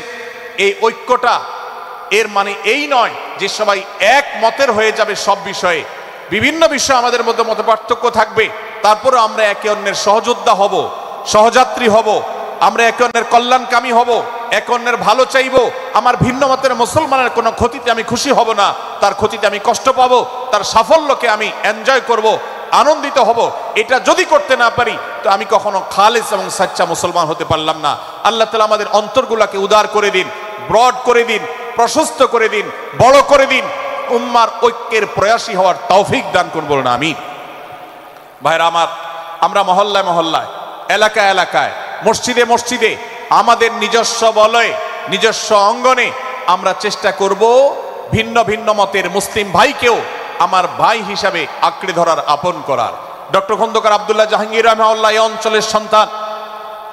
তিনি বলতেন, বেদাতে লিপ্ত কোনো মুসলমান, তার ব্যাপারেও আমি মনে করি আমার ভাই ভুলের মধ্যে আছেন, তার ব্যাপারে আমার মায়া মমতা কাজ করে, আমি তার কল্যাণকামী, তাকে আমার ভাই মনে করি। ঠিক একইভাবে আমার কোনো মুসলমান ভাইয়ের সাথে যদি আমার ভিন্ন মতের কারণে আমার মনে হয় যে তিনি ভুল পথে আছেন, তারপর তাকে আমি শত্রু ভাববো না, তার অকল্যাণ আমি চাইবো না।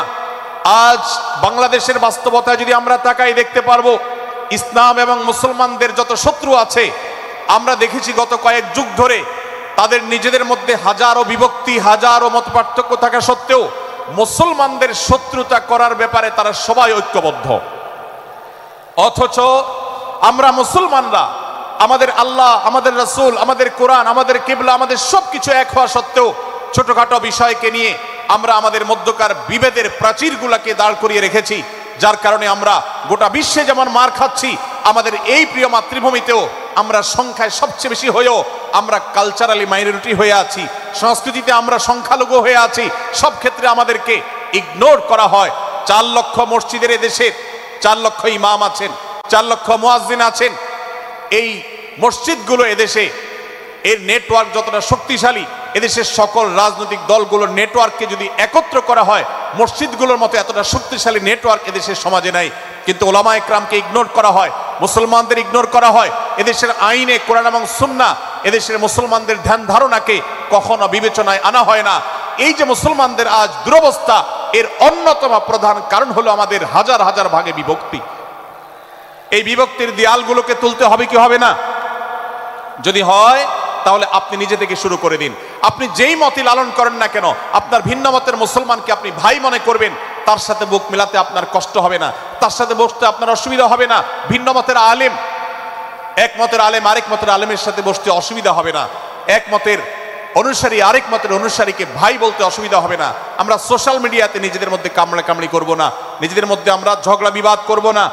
এবং যদি কেউ বিবাদে লিপ্ত হয়, সূরা হুজরাতের 9 এবং 10 নম্বর আয়াতের শিক্ষা বলছে, মুসলমানদের মধ্যে দুটি দল যদি মারামারিতে লিপ্ত হয়, তুমি সেখানে গিয়ে খোঁচাখুচি করে মারামারি বানানোর তো প্রশ্নই ওঠে না। বরং আল্লাহ বলছেন যে ফাসলিহু বাইনাহুমা, তাদের উভয়ের মধ্যে মীমাংসা করবার জন্য তুমি উদ্যোক্তা হও, তুমি উদ্যোগী হও। ভাইরা আমার, আমরা অনেকেই হয়তো জেনে থাকবো মিথ্যা এটা আল্লাহর জমিনের সবচেয়ে বড় জঘন্য অপরাধগুলোর মধ্যে থেকে একটি। একজন মুসলমান কোন অবস্থাতে মিথ্যা বলতে পারে না, কিন্তু কোন মুসলমান যদি অন্য মুসলমানের সাথে কখনো বিবাদ বিতণ্ডায় লিপ্ত হয়ে যায়, দুজন মুসলমান বা দুটি বলয়, দুটি পক্ষ, দুটি গোষ্ঠী মুসলমানদের, তাদের মধ্যে যদি কোনো বিষয় যদি ভুল বুঝাবুঝি তৈরি হয়, ভিন্ন মত সৃষ্টি হয়, একে অন্যের সাথে শত্রু ভাবাপন্ন হয়ে যায়, তাহলে তাদের দুইজনের মধ্যে বা দুই পক্ষের মধ্যে মীমাংসা করবার জন্য কেউ যদি মিথ্যা কথাও বলে, অর্থাৎ আপনি এক পক্ষের কাছে গিয়ে বললেন, ভাই আপনি যাকে এত খারাপ মনে করছেন, যার ব্যাপারে আপনি এতটা রাগান্বিত হয়ে আছেন, আমি তো জানি তিনি আপনার ব্যাপারে অনেক সফট চিন্তা রাখেন, আপনার ব্যাপারে অনেক ইতিবাচক ভাবনা রাখেন, আপনার ব্যাপারে অনেক সুধারণা পোষণ করেন। আপনি যদি একজন মুসলমানের কাছে গিয়ে, এক পক্ষের কাছে গিয়ে যদি এই কথাটা বলেন, বাস্তবে তিনি যদি এটা নাও বলেন, তারপরেও আপনি যদি এই মিথ্যা কথা বলেন, এই মিথ্যা এটা শুধু জায়েজ নয়, বরং এই মিথ্যাটা এর মাধ্যমে আপনি যে তাদের পরস্পরের সম্পর্ককে ভালো করার চেষ্টা করেছেন, এর মাধ্যমে আপনি আল্লাহর কাছে নেকি এবং সওয়াব পাবেন ইনশাআল্লাহ। ভাইরা আমার, তাহলে দুজন মুসলমান, দুটি পক্ষ, দুটি দল, দুটি বলয়, দুটি গোষ্ঠী যদি কখনো ভিন্ন মত তাদের মধ্যে তৈরি হয়, সেটা যদি মারামারিতে গিয়ে পৌঁছায়, সেটা যদি বিবাদ বিতণ্ডা পর্যন্ত গিয়ে পৌঁছায়, আমাদের কাজ হবে মধ্যে থেকে সেটাকে মীমাংসার মাধ্যমে দূরত্বকে কমানো। আমরা কখনো দূরত্ব বাড়াবো না, পারলে দূরত্ব কমাবো। ডক্টর খন্দকার আব্দুল্লাহ জাহাঙ্গীর রহমতুল্লাহ একটা কথা বলতেন, মুসলমানদের বাড়িতে যে আগুন লেগেছে, বিভেদের আগুন, মতবিরোধের আগুন, মত পার্থক্য, এটা মতবিরোধে যে পৌঁছে গেছে, এ আগুন তিনি বলতেন আমি নিভাবার মতো শক্তি আমার নাই, এত পাওয়ার নাই যে বহুদা বিভক্ত মুসলমানদেরকে আমি ঐক্যবদ্ধ করে ফেলবো, এত শক্তি আমার হাতে নেই। কিন্তু একটা শক্তি আমার কাছে আছে ভাই, সেটা হলো যে বিবাদমান মুসলমানদের মধ্যে বিবাদ যেন আর না বাড়ে, বিবাদের যে আগুন লেগেছে সে আগুনে যেন আর ঘি ঢালা না হয়, কেরোসিন ঢালা না হয়, সেজন্য আমি ভূমিকা রাখতে পারি। আমি আপনাদেরকে বিনয়ের সাথে অনুরোধ করতে চাই, যত বিষয় নিয়ে আমাদের মুসলমানদের পরস্পরের মত পার্থক্য আছে, হতে পারে সেটা মাসআলা নিয়ে, হতে পারে সেটা রাজনৈতিক অবস্থানকে কেন্দ্র করে, হতে পারে অন্য কোনো বিষয়কে কেন্দ্র করে, আল্লাহর ওয়াস্তে আপনি বিভেদ মিটাতে পারেন আর না পারেন, বিভেদ যেন না বাড়ে সেজন্য আপনি অবস্থান গ্রহণ করবেন, বিভেদ বাড়ার ক্ষেত্রে কোনো ভূমিকা পালন করবেন না, এবং সব সময় উম্মার ঐক্য প্রয়াস চাইবেন, প্রয়াস চালাবেন, উম্মার ঐক্য চেষ্টা করবেন। আল্লাহর কাছে আপনি যে দোয়াগুলো করেন এর মধ্যে একটা দোয়া যেন এটাও থাকে, হে আল্লাহ, আমরা বহুদা বিভক্ত হয়ে গেছি, আমরা টুকরা টুকরা হয়ে গেছি, যার কারণে তোমার ভাষ্য অনুযায়ী ফাতাফশালু ওয়া তাযহাবা রিহুকুম, আজ আমাদের শক্তি শেষ হয়ে গেছে, আমরা দুর্বল হয়ে গেছি। আজ বাংলাদেশের বাস্তবতা যদি আমরা বলি, যে দেশের 90-95 ভাগ মানুষ মুসলমান, সে দেশে আজ হাতে গোনা কিছু নাস্তিক, কিছু ইসলাম বিদ্বেষী, মুসলমান বিদ্বেষীরা, তারা আমাদেরকে আজ উঠা বসা করায়, তারা আমাদের আইন নির্ধারণ করে, তারা আমাদের শাসক নির্ধারণ করে, তারা আমাদের সব বিষয়গুলোকে নির্ধারণ করে দেয়। আমাদের সন্তানরা পাঠ্যপুস্তকে কি পড়বে সেটাও ইসলাম বিদ্বেষীরাই ঠিক করে দেয়। ভাইরা আমার, এই অবস্থার যদি পরিবর্তন চাই তাহলে আমাদের মধ্যকার দূরত্বগুলো কমাতে হবে।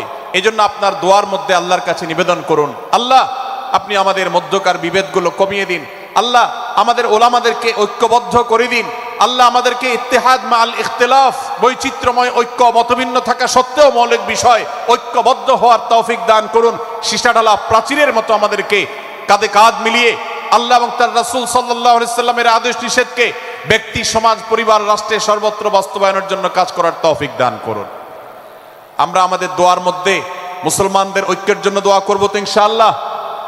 আল্লাহ তাআলা আমাদেরকে সেই তৌফিক দান করুন। ভাইরা আমার, তাহলে সূরা হুজুরাতের তৃতীয় শিক্ষা বলছিলাম, 9 থেকে 10 নম্বর আয়াতে আল্লাহ রাব্বুল আলামিন মুসলমানদের মধ্যে যদি কখনো বিবাদ, বিতণ্ডা, মারামারি, হানাহানি সৃষ্টি হয় তাহলে সেটিকে মীমাংসা করবার কথা বলেছেন। অতএব যদি কোনো স্বামী স্ত্রীর মধ্যেও কখনো মনোমালিন্য তৈরি হয়, আপনার যদি সেখানে ভূমিকা রাখবার সুযোগ থাকে, আপনি চেষ্টা করবেন উভয়ের মধ্যে দূরত্বটা কমাবার জন্য। আমরা অনেকে আজকাল নামাজ কালাম পড়ি, রোজা রাখি, দাড়ি রাখি, অনেক ভালো ভালো কথা বলি, অথচ দুজনের মধ্যে গন্ডগোল লাগলে আমরা সেখানে এক পক্ষ হয়ে আরেক পক্ষকে আমরা খেপিয়ে তুলি। পারলে অনেকে চগলখড়ি করেন, প্রত্যেক পক্ষের কাছে গিয়ে অপর পক্ষের ব্যাপারে মিথ্যা কথা বলে তাদের মধ্যে ভেজালকে আরো বাড়িয়ে দেন। এই জন্য নবী সাল্লাল্লাহু আলাইহি সাল্লামের ঐতিহাসিক হাদিস রয়েছে, লা ইয়াদখুলুল জান্নাতা নাম্মাম, যে ব্যক্তি চগলখড়ি করে, দুজনের মধ্যকার গন্ডগোল ফাসাদ বৃদ্ধিতে যে ব্যক্তি ভূমিকা রাখে, ভেজাল লাগায়, এই চগলখোর কখনো জান্নাতে যাবে না। আমাদের অনেকেরই এই দুঃস্বভাব আছে, এই খারাপ চরিত্র আছে। সূরা হুজুরাত, এই যেন আমাদের আজকের যে সমাজ বাস্তবতা আছে, আমাদের যে ব্যাধি আছে, ব্যক্তিগত পর্যায়ে আমাদের পরিবারের, সমাজের সর্বত্র যে ব্যাধিগুলো ছেয়ে গেছে, সূরা হুজুরাতের প্রতিটি আয়াত যেন সেই ব্যাধির সবচেয়ে বড় মহৌষধ, সেটা যেন সবচেয়ে বড় প্রতিষেধক, সেটা যেন সবচেয়ে বড় সমাধান। এই জন্য আমি বলেছি শুরুতে, আমার যদি আল্লাহ শক্তি সামর্থ্য দিতেন, প্রত্যেক মুসলমানের হাতে পায়ে ধরে সূরা হুজুরাতের 18টি আয়াত, প্রত্যেকটি আয়াত আমি আমার মুসলমান ভাইদেরকে বলতাম, বারবার পড়ুন, বারবার পাঠ করুন, বোঝার চেষ্টা করুন, জীবনকে পরিবর্তন করুন। এদেশে নামাজি মুসলমান আপনি কম বেশি পাবেন, এদেশে রোজাদার মুসলমান কম বেশি পাবেন, এদেশে হজ আদায়কারী মুসলমান কম বেশি পাবেন, এদেশে তাসবিরত মুসলমান কম বেশি পাবেন, কিন্তু এদেশে আচার আচরণ, কাজ কারবার, আখলাক এবং বান্দার হক এবং অধিকার, অন্যের অধিকার সংশ্লিষ্ট বিষয়ে সচেতন মুসলমান আপনি খুব বেশি পাবেন না। আর এই জন্যই আমাদের জান্নাতের পথে অনেক বড় অন্তরায় হয়ে আছে। আজ আমাদের চরিত্রগুলো নষ্ট হয়ে গেছে। আমরা নামে মুসলমান, আমরা চগলখড়ি করি, আমরা নামে মুসলমান, দুজনের মধ্যে গন্ডগোল সৃষ্টি করে দেই। গন্ডগোল আগে থেকে সৃষ্টি থাকলে সেটাকে বাড়াবার চেষ্টা করি। আমরা নামে মুসলমান, আমাদের শিষ্টাচার নাই, আদব নাই, লেহাজ নাই। এই জন্য সূরা হুজুরাতের প্রতিটি আয়াত আমাদেরকে শিক্ষা দেয়। আল্লাহ তাআলা আমাদের সকলকে এই শিক্ষাগুলো আজকের এই মাহফিল থেকে আমাদের বুকের ভেতরে পরম যত্ন সহকারে নিয়ে যাওয়ার এবং আমাদের জীবনকে পরিবর্তন করার তৌফিক দান করুন। ভাইরা আমার, তৃতীয় এই শিক্ষাটি শেষ করে আমি বলতে চাচ্ছি, চতুর্থ আয়াতে আল্লাহ রাব্বুল আলামিন আমাদেরকে বলেছেন আমরা যেন কেউ কাউকে নিয়ে বিদ্রূপ না করি, ব্যঙ্গ না করি, কেউ কাউকে যেন বাজে নামে না ডাকি, কেউ যেন কাউকে খোঁচাখুচি না করি, কেউ যেন কারোর নাম বিকৃত করে তাকে না ডাকি। ভাইরা আমার, এই আয়াতটি আমি শুরুতে তেলাওয়াত করেছি। আল্লাহ বলেছেন ইয়া আইয়ুহাল্লাযীনা আমানু লা ইয়াসখার কওমুম মিন কওমিন আসা আন ইয়াকুনু খায়রাম মিনহুম। হে ঈমানদারেরা, হে মুসলমানেরা, তোমাদের কেউ যেন অন্য কারোর নাম ধরে অন্য কাউকে ব্যঙ্গ বিদ্রূপ ঠাট্টা না করে। আমরা একে অন্যকে নিয়ে ঠাট্টা করি কি করি না? বিদ্রূপ করার রোগ আমাদের মধ্যে আছে না নাই? ভাইরা আমার, ভাইরা আমার, জাগতিক বিষয় তো আছেই, এমনকি দুর্ভাগ্যজনক বাস্তবতা হলো ধর্মের নামে, ইসলামের নামে একদল মুসলমান অপর দল মুসলমানকে নিয়ে হাসি, ব্যঙ্গ, বিদ্রূপ, রাশাহাসি এবং নাম বিকৃত করা এবং খোঁচাখুচি করা, এই কাজগুলো আমাদের মধ্যে আছে না নাই? আমরা যারা ইসলামের খেদমত মনে করে আমার ভিন্ন মতের ভিন্ন দলের মুসলমানকে খোঁচাখুচি করি, আমরা যারা আল্লাহর খেদমত মনে করে, ইসলামের সেবা মনে করে, দাওয়াতের কাজ মনে করে, ইসলাম প্রচার মনে করে ভিন্ন মতের অন্য দলের মুসলমানকে নিয়ে ব্যঙ্গ বিদ্রূপ আর হাসাহাসি করি, তাদেরকে সোশ্যাল মিডিয়াতে, অনলাইনে, অফলাইনে তুচ্ছ তাচ্ছিল্য করি, আল্লাহর শপথ করে বলছি এটা ইসলামের সেবা নয়, এটা হলো প্রবৃত্তির পূজা, এটা হলো আপনার নফসের পূজা, এটা হলো আপনার প্রবৃত্তির গোলামি করা, এটা আল্লাহর গোলামি নয়, এটা ইসলামের খেদমত নয়, এটা ইসলামের 12টা বাজানো। ভাইরা আমার, কোন অবস্থাতে একজন মুসলমান অন্য মুসলমানকে নিয়ে ব্যঙ্গ বিদ্রূপ করতে পারে না। আমার মুসলমান ভাই যদি কোনো ভুল কথা বলে, ভুল কাজ করে, আমি যথাযথ নিয়মে তাকে সংশোধনের চেষ্টা করব, সমালোচনা করার দরকার হলে সেটাও করব, কিন্তু হাসাহাসি নয়, বিদ্রূপ নয়, ব্যঙ্গ করা নয়। আজ আমাদের তরুণদের মধ্যে এটা একটা আর্টে পরিণত হয়েছে। আপনারা রোস্টিং ভিডিওর কথা কম বেশি সবাই জেনে থাকবেন। রোস্টিং ভিডিওর কথা আপনারা জানেন কি জানেন না? ভাইরা আমার, রোস্টিং ভিডিও নামটা দেখেন, অর্থাৎ কাউকে রোস্ট করা। আমরা মুরগি রোস্ট করার কথা জানি, এখন মানুষ রোস্ট করার সিস্টেম শুরু হয়েছে। একজন মানুষের কোনো ভুল কিছু পেয়েছেন, অবশ্যই আপনি সমালোচনা করবেন। আপনি একজন মুসলমান হিসেবে জানতে হবে কারোর ভুলের সমালোচনার মূলনীতি আছে, মূলনীতি আছে না নেই। কোরআন এবং সুন্নাহর বাতানো যে প্রিন্সিপাল, সেটাকে লক্ষ্য করে, সেটাকে আমলে নিয়ে, সেটাকে ধরে ধরে যদি আপনি সমালোচনা না করেন, তাহলে আপনার এই সমালোচনা এটাই আপনাকে জাহান্নামে নেওয়ার কারণ হতে পারে। ভাইরা আমার, আপনি কাউকে রোস্ট করার নামে, কাউকে সমালোচনা করার নামে, হতে পারে কেউ ভুল করেছেন, কিন্তু সেটা করতে গিয়ে যদি তার অধিকার নষ্ট করেন, আপনি সীমা ছাড়িয়ে চলে যান, আপনি যদি ব্যঙ্গ বিদ্রূপ করে হারামের পর্যায়ে চলে যান, তাহলে সূরা হুজরাতের আয়াতের আলোকে আপনি কবিরা গুনাহে লিপ্ত হলেন। আমরা অনেকে আছি যে ব্যক্তিগত পর্যায়ে এই বিদ্রূপ করাটাকে আমরা কোনো বিষয় মনে করছি না। সোশ্যাল মিডিয়াতে অনেকগুলো ভিডিও ক্লিপ আছে, আপনাদের চোখে নিশ্চয়ই পড়েছে, আমার চোখে বহু পড়েছে, যে অনেক সময় দেখা যায় বিনোদনের নামে কাউকে খোঁচাখুচি করা, কাউকে অপমান করা, কাউকে হয়তো ধাক্কা দিয়ে পানিতে ফেলে দেয়া, কাউকে কষ্ট দেয়া, কাউকে হয়তো প্রতারিত করা, এটাকে আমরা এনজয় করি। অনেক ভিডিও ক্লিপে দেখা যায় এভাবে কাউকে কোনোভাবে অপমানিত করে, কাউকে কোনোভাবে ধোঁকা দিয়ে বোকা বানিয়ে আমরা এনজয় করি, আমরা হাসাহাসি করি। আমাদের রুচি নষ্ট হতে হতে আজ এই পর্যায়ে এসেছে যে এটা আমাদের এনজয়ের বিষয় হয়েছে, এটা আমাদের আনন্দের বিষয় হয়েছে। ভাইরা আমার, সূরা হুজরাতের এই আয়াত, অর্থাৎ 11 নম্বর আয়াত, এই আয়াত বলছে আমাদের জন্য কোন মুসলমানকে, কোন মানুষকে ব্যঙ্গ বিদ্রূপ করা হারাম। কোন মুসলমানকে ব্যঙ্গ বিদ্রূপ করা কি হারাম। অতএব আপনি রসিকতা করেও যদি কারোর সাথে ব্যঙ্গ বিদ্রূপ করেন এবং সেটা যদি তার মনে কষ্ট হওয়ার কারণ হয়, তিনি যদি সমাজের মানুষের কাছে হেয় প্রতিপন্ন হন, তাহলে ইসলামী শরিয়ার দৃষ্টিকোণ থেকে সারা বিশ্বের সমস্ত ওলামাদের ঐক্যমতে সেটা হারাম। আমরা চুরি করা হারাম জানি, আমরা ডাকাতি করা হারাম জানি, আমরা মাদক সেবন করা হারাম জানি, আমরা নামাজ ত্যাগ করা হারাম জানি। এই সমস্ত হারাম থেকে আমরা অনেকেই বেঁচে থাকি, কিন্তু আমি আমার মুসলমান ভাইয়ের চরিত্র হনন করছি, শুধুমাত্র সাধারণ জীবনযাত্রার ক্ষেত্রে করছি তা নয়, এমন কি ধর্মের নামে, ইসলাম প্রচারের নামে, দাওয়াতের নামে আমরা আমাদের প্রতিপক্ষ মুসলমান ভাইকে নিয়ে অনেক সময় ব্যঙ্গ বিদ্রুপ করি, হাসাহাসি করি, তাকে ছোট করি, তাচ্ছিল্য করি, হেয় করি, তার সম্মানহানি করি। আমরা জানি না আমাদের প্রিয় নবী সাল্লাল্লাহু আলাইহি ওয়াসাল্লাম এর একটা হাদিস আমাদের সামনে রয়েছে, সহিহ মুসলিমে বর্ণিত হয়েছে। নবী করিম সাল্লাল্লাহু আলাইহি ওয়াসাল্লামের এই হাদিস আজ সবচেয়ে অসহায় হাদিস। অসহায় হাদিস এজন্য বললাম যে আজকের এই হাদিসের উপরে কেউ আমল করে না, এই হাদিসটাকে কেউ পাত্তা দেয় না, এই হাদিসকে কেউ গুরুত্ব দেয় না। অথচ এই হাদিস প্রত্যেক মুসলমানের বুকে বুকে ঝুলিয়ে রাখা দরকার। এই হাদিস আমাদের ঘরে ঘরে ঝুলানো দরকার। এই হাদিস আমাদের অফিসগুলোতে শোভা পাওয়া দরকার। এই হাদিস আমাদের জীবনে বাস্তবায়ন হওয়া দরকার। নবী করিম সাল্লাল্লাহু আলাইহি ওয়াসাল্লাম সেই হাদিস বর্ণনা করেছেন।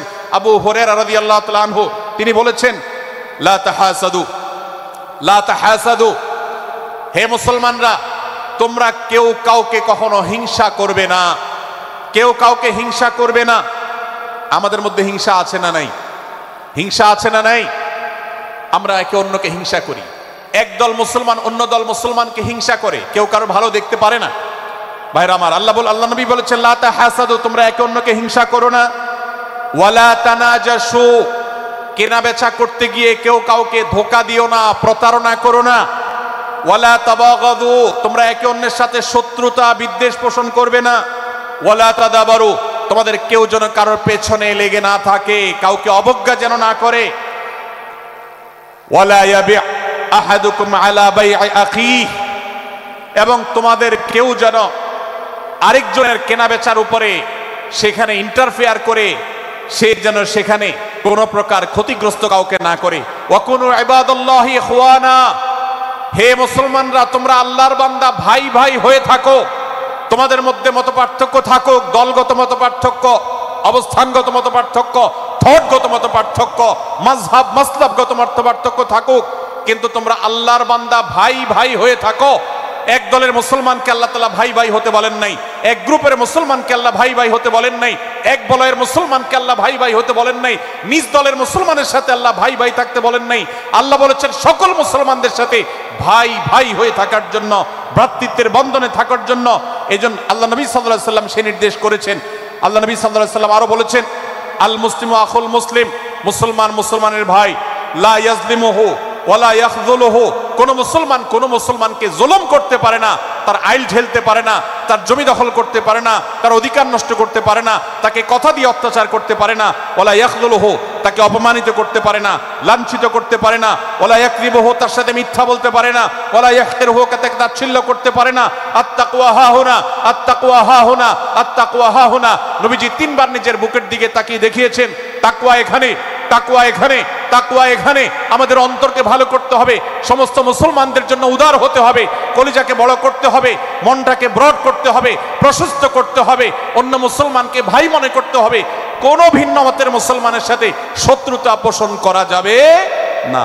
ভাইরা আমার, অতএব এই হাদিসকে সামনে রেখে এই হাদিসের শেষ অংশে নবী সাল্লাল্লাহু আলাইহি ওয়াসাল্লাম বলেছেন, আল মুসলিমু কুল্লুল মুসলিমি আলাল মুসলিমি হারামুন দমুহু ওয়া মালুহু ওয়া ইরদুহু। এক মুসলমানের জন্য অন্য মুসলমানের তিনটি জিনিসকে আল্লাহ তাআলা হারাম করে দিয়েছেন। কোন মুসলমানের রক্ত এটা প্রবাহিত করা, কাউকে হত্যা করা যেরকম হারাম, কোন মুসলমানের সম্পদ অন্যায়ভাবে আপনি ভোগ করবেন, দখল করবেন, মেরে দিবেন, এটা হারাম। ঠিক একইভাবে কোন মুসলমানের সম্মান নষ্ট করবেন, ইজ্জত নষ্ট করবেন, সম্ভ্রম নষ্ট করবেন, অপমান করবেন, এটাকে আল্লাহ তাআলা হারাম করেছেন। আল্লাহ তাআলা আমাদের সবাইকে অন্য মুসলমানদের ব্যাপারে এরকম দায়িত্বশীল ভূমিকা রাখার তৌফিক দান করুন, বলুন আমিন। ভাইরা আমার, সূরা হুজুরাতের 4 নম্বর আয়াতের এই শিক্ষাকে ধারণ করে আমরা কারোর প্রতি বিজ্ঞ ব্যঙ্গাত্মক আচরণ করব না। অনেক মুসলমান আছেন অন্য মুসলমানদের নাম ধরে ধরে বিদ্রুপ ব্যঙ্গ করেন, নাম বিকৃত করেন। অনেক সময় আমরা রসিকতা করেও আমাদের অনেকের নাম বিকৃত করি। আল্লাহ সুবহানাহু ওয়া তাআলা এটাকে হারাম করেছেন। এমনকি নবী সাল্লাল্লাহু আলাইহি ওয়াসাল্লাম বলেছেন, লা তাকুল লিকাসিরিন ইয়া কাসিরু, কোন খাটো বা বেটে মানুষকে হে বেটে, হে খাটো এরকম বলে ডেকো না। নবী সাল্লাল্লাহু আলাইহি ওয়াসাল্লাম বলেছেন, এভাবে ডাকলে তিনি অপমানিত হন। আল্লাহ তাকে এভাবে সৃষ্টি করেছেন। আমরা অনেক সময় দেখা যায় একে অন্যকে খোঁচা মারতে গিয়ে তার গায়ের রং কালো হলে, তিনি দেখতে আকারে ছোট হলে তাকে আমরা ব্যঙ্গ করি, বিদ্রুপ করি, তাকে আমরা তাচ্ছিল্য করি, তাকে আমরা অপমান করি, তাকে আমরা অপদস্থ করি। ভাইরা আমার, এটা আমাদের জন্য হারাম। আমি আবারও বলছি, চুরি হারাম আমরা জানি, ডাকাতি হারাম আমরা জানি, আমরা অন্যান্য হারামের কথা জানি, কিন্তু এই যে এক মুসলমান অন্য মুসলমানের অধিকার নষ্ট করা হারাম, এটা আমরা জানি না। এক মুসলমান অন্য মুসলমানের নাম বিকৃত করা হারাম, এটা আমরা জানি না। এই ব্যাপারেও আমরা দেখেছি যে আমরা যারা ইসলামের দাওয়াতের কথা বলি, কোরআন হাদিসের কথা বলি, তারাও দেখা যায় সোশ্যাল মিডিয়াতে, ফেসবুকে একদল মুসলমান অন্য দলে মুসলমানদেরকে নানা বাজে উক্তি দিয়ে ডাকাডাকি করে, বিকৃত নামে ডাকে, বিকৃত উপাধি দেয়, খারাপ কথা বলে, অমুকের দালাল তমুকের দালাল ইত্যাদি ধারণা করে কথা বলে। এই কাজগুলো হারাম, এগুলো আমরা কখনো করব না। 5 নম্বর যে শিক্ষা আছে সূরা হুজুরাতে, সেটা হলো 12 নম্বর আয়াতে আল্লাহ রাব্বুল আলামিন এখানে কুধারণা করাকে হারাম করেছেন, মন্দ ধারণা করতে আল্লাহ তাআলা নিষেধ করেছেন, এবং গীবত করতে, পেছনে লাগতে নিষেধ করেছেন। ভাইরা আমার, এই একটি আয়াত অর্থাৎ সূরা হুজুরাতের 12 নম্বর আয়াত, এই আয়াতটি শিক্ষা ধারণ করে যদি আমরা আমাদেরকে শুধরাতে পারি, সংশোধন করতে পারি, তাহলে ইসলামের মেইন যে কাজগুলো আছে, ঈমানকে বিশুদ্ধ করা এবং শিরক মুক্ত ঈমান আনা, 5 ওয়াক্ত নামাজ পড়ার পর, বান্দার হক আদায়ের পর, এই আয়াতটির পর আমল করলে আপনার জান্নাতে যাওয়ার সবচেয়ে বড় বাধা দূর হয়ে যাবে ইনশাআল্লাহ। ভাইরা আমার, যে আয়াতে আল্লাহ তাআলা আমাদেরকে কারো প্রতি মন্দ ধারণা করতে নিষেধ করেছেন, গীবত করতে নিষেধ করেছেন, কারো পেছনে লাগালাই করতে নিষেধ করেছেন, সে আয়াতে আল্লাহ রাব্বুল আলামিন বলেছেন, ইয়া আইয়ুহাল্লাযীনা আমানু ইজতানিবু কাসীরাম মিনায-যন্ন, হে ঈমানদারেরা, হে মুসলমানরা, তোমরা কারোর প্রতি ধারণা, মন্দ ধারণা তোমরা করো না, এটা থেকে বিরত থাকো। অনেক ধারণা অর্থাৎ মন্দ ধারণা, এটা গুনাহ, এটা থেকে বিরত থাকো। ইন্না বা'দায-যন্নি ইসম, কারণ কিছু কিছু ধারণা অর্থাৎ যেগুলো মানুষের সম্পর্কে কোনো তথ্য উপাত্ত ছাড়া নিছক ধারণা প্রসূত মন্দ ধারণা করা হয়, সেগুলো গুনাহের কারণ, সেগুলো অপরাধের কারণ, সেগুলো কবিরা গুনাহ, সেগুলো পাপাচার, সেগুলো আল্লাহর অসন্তুষ্টির কারণ, সেগুলো আল্লাহর অবাধ্যতার কারণ। এজন্য ভাই, কারোর প্রতি মন্দ ধারণা করা যাবে না। এক্ষেত্রে আমি জানি আমাদের ব্যক্তিগত পর্যায়ে কারোর ব্যাপারে কোনো কিছু কথা উঠেছে অথবা সামান্য একটু সন্দেহ তৈরি হয়েছে, আমরা তার চরিত্র নিয়ে টানাটানি করি। আমরা জানি না একজন মুসলমানের চরিত্রের মূল্য কত বড়। আমার কাছে সুস্পষ্ট প্রমাণ আসার আগ পর্যন্ত কোনো মুসলমানের চরিত্র নিয়ে আমার ব্লেম করবার কোনো অধিকার আমার নাই। এই জন্য একজন মুসলমান কখনো কারো প্রতি কুধারণা করবে না, মন্দ ধারণা পোষণ করবে না, খারাপ ধারণা পোষণ করবে না। আল্লাহ তাআলা আমাদেরকে এবং মুসলমানের সম্পর্কে খারাপ ধারণা করা থেকে বেঁচে থাকার তৌফিক দান করুন। ভাইরা আমার, কিছুটা বিশৃঙ্খলা দেখা যাচ্ছে। আমরা আপনাদেরকে বিনীতভাবে অনুরোধ করতে চাই, অনুগ্রহ করে সবাই বসে পড়ুন। যারা দাঁড়িয়ে আছেন তারা একটু বসে পড়ুন, সবাই যার যার দায়িত্বে বসে যান। আপনি আরেকজনের চিন্তা না করে আপনি একটু বসে যান। ভলান্টিয়ার ভাইরা, প্যান্ডেলের ভেতরে পেছনে কি হচ্ছে আপনারা একটু দেখুন। ডান পাশে যে সমস্ত ভাইরা আছেন, ভাইরা আপনারা আমার কথা শুনুন। ডান পাশে, আমার প্যান্ডেলের ডান পাশে যারা আছেন, আপনাদেরকে আমরা অনুরোধ করছি, ওয়াজ মাহফিলের মঞ্চে, তাফসীর কোরআন মাহফিলের প্যান্ডেলে এসে আমরা যদি বিবাদ বিতণ্ডায় লিপ্ত হই, আমরা সে বিষয়ে আলোচনা করছি, আল্লাহর ওয়াস্তে আমরা বিবাদ বিতণ্ডা বন্ধ করি। আপনারা একটু শান্ত হন, আল্লাহর জন্য একটু সবর করেন। ভাইরা আমার, এদিকে যে কিছুটা বিশৃঙ্খলা দেখা যাচ্ছে, আপনাদেরকে আমরা অনুরোধ করছি আপনারা একটু বিশৃঙ্খলা বন্ধ করুন। ভাইরা, এখানে যারা দাঁড়িয়ে আছেন সবাই বসে যান, সবাই বসে যান, সবাই বসে যান। যশোরের মানুষের দুর্নাম হোক, আপনারা কি চান? আপনারা কি চান যশোরের মানুষের দুর্নাম হোক? তাহলে আশপাশে ভাইরা ওনাদেরকে সবাইকে বসায় দেন, বসায় দেন, কাউকে দাঁড়ায় থাকতে দিবেন না। ভাই সবাই বসেন, সবাই বসে যান। এখানে যারা দাঁড়িয়ে আছেন সবাই বসেন, অনুগ্রহ করে সবাই ধৈর্য ধারণ করেন এবং বসেন। আজকের এই মাহফিল সুন্দরভাবে শেষ হোক। আপনারা কি চান কি চান না? ভাই আপনারা কি চান কি চান না? যদি আপনারা চান, অনুগ্রহ করে আমার ডান পাশে যারা বিশৃঙ্খলা করছেন তারা বসে যান। আপনাদেরকে আমরা অনুরোধ করছি এখান থেকে বসে যান। আপনারা কি ডক্টর মিজানুর রহমান আজহারী সাহেবের আলোচনা শুনতে চান কি চান না? যদি চান তাহলে মেহেরবানি করে আওয়াজ বন্ধ করে পরিবেশ শান্ত করে। এখানে অল্প কিছু মানুষের মধ্যে বিশৃঙ্খলা দেখা যাচ্ছে। কোনো কারণে এত বড় মাহফিল, এত মানুষের, লাখো লাখো মানুষের সমাগম, এখানে কোনো কারণে ঝামেলা হতেই পারে, কিন্তু আমরা অনুগ্রহ করে ধৈর্য ধারণ করি। ধৈর্য কোথায়? সবাই বসে যায়, সবাই বসে যান, আওয়াজ বন্ধ করেন। ভলান্টিয়ার ভাইয়েরা এদিকে বিনয়ের সাথে মানুষদেরকে বসানোর জন্য চেষ্টা করেন। আশেপাশের যারা আছেন বসে, তারা দাঁড়ানো ভাইদেরকে হাতে পায়ে ধরে বসান, সবাই সবাইকে টান দিয়ে বসান। ভাই এপাশে যারা বিশৃঙ্খলা আচরণ করছেন তারা আপনারা একটু বসেন। আপনারা যদি বিশৃঙ্খলা আচরণ না থামান তাহলে সেক্ষেত্রে মাহফিল সুন্দরভাবে শেষ করা যাবে না। আমার আলোচনার শেষের দিকে আমরা আলোচনা শেষ করে এশার নামাজ পড়বো, তারপরে আমাদের শেষ অধিবেশন হবে ইনশাআল্লাহ। তারপরে এশার শেষে নামাজ। ওকে। আপনার মাঝে আপনার শেষের পরে ওই যে মামা ওনার কথা ধারণা দেন অথবা মাঝে পরে তারপর। ভাই মেহেরবানি করে আপনারা শান্ত হন। আমাদের আলোচনার পর আজকের আমাদের প্রধান আকর্ষণ এবং প্রধান বক্তা ডক্টর মিজানুর রহমান আজহারি হাফিজাহুল্লাহ তিনি আসবেন, তিনি আলোচনা করবেন। তারপরে আমরা মাঠে ইনশাআল্লাহ সবাই জামাতের সাথে এশার সালাত আদায় করব। আমি কয়েক মিনিটের মধ্যে আলোচনা শেষ করব, আপনারা মেহেরবানি করে শান্ত হন। জাযাকুমুল্লাহ খাইর। ভাইরা আমার, আমি যে জায়গাটা ছিলাম, সূরা হুজরাতের 12 নম্বর আয়াতে আল্লাহ রাব্বুল আলামিন আমাদেরকে সূরা হুজরাতের 5ম শিক্ষা দিয়েছেন মুসলমানদের জন্য, যা গুরুত্বপূর্ণ তা হলো আমরা কারোর প্রতি মন্দ ধারণা করব না। এই ক্ষেত্রে ডক্টর আব্দুল্লাহ জাহাঙ্গীর রাহিমাহুল্লাহর একটা উক্তি আমার মনে পড়ে। তিনি বলেছেন যে আজ আমাদের যারা ধর্ম চর্চা করি, আমরা যারা নিজেদেরকে প্র্যাকটিসিং মুসলমান মনে করি, আমাদের সবচেয়ে হুজুরদের সবচেয়ে পছন্দের গুনাহ হলো মন্দ ধারণা করা, অন্যের ব্যাপারে খারাপ ধারণা করা। অমুক অমুকের দালাল, তমুক তমুকের দালাল, কোনো তথ্য উপাত্ত ভিত্তি প্রমাণ ছাড়া নিছক ধারণার উপর ভিত্তি করে অন্য মুসলমান ভাইকে আমি এরকম নানা তকমা দিয়ে আমরা কবিরা গুনাহে লিপ্ত হচ্ছি। আমরা এই বদ ধারণা করা, মন্দ ধারণা করা যে কবিরা গুনাহ অনেকে জানি না। অনেকে অনেকের পেছনে লাগছি, অনেকে অনেকের ওয়াজ শুনছি দোষ বাইর করার জন্য, স্ট্যাটাস পড়ছি ভুল বাইর করার জন্য। এই যে মানুষের পেছনে লাগা, এটা আল্লাহ তাআলা নিষেধ করেছেন, ওয়ালা তাজাসসু, তোমরা কেউ কারোর ছিদ্র অন্বেষণ করার, দোষ আবিষ্কার করার চেষ্টা করবে না। এবং ওয়ালা ইয়াগতাব বা'দুকুম বা'দা, কেউ কারোর গীবত শিকায়াত করবে না। এই আয়াতে আমাদেরকে কেউ কারোর পেছনে পরনিন্দা করতে নিষেধ করেছেন। ইসলাম বলে আমরা মানুষের সামনে মানুষের ভুলের কথাগুলো বলবো বিনয়ের সাথে, যাতে তিনি সংশোধিত হন, আর তার পেছনে প্রশংসা করব। আমরা করি উল্টা, আমরা মানুষের সামনে এসে মানুষের প্রশংসা করি আর তার পেছনে গিয়ে তার দুর্নাম করি। ইসলামকে যদি আমরা মানতাম, সমাজটা সুন্দর হয়ে যেত। আমরা যদি সামনে কারোর দোষ বলতাম তাহলে তিনি সংশোধিত হতেন, আর পেছনে যদি গুণ বলতাম তাহলে তিনি ভালো সেখান থেকে শিক্ষা গ্রহণ করতেন।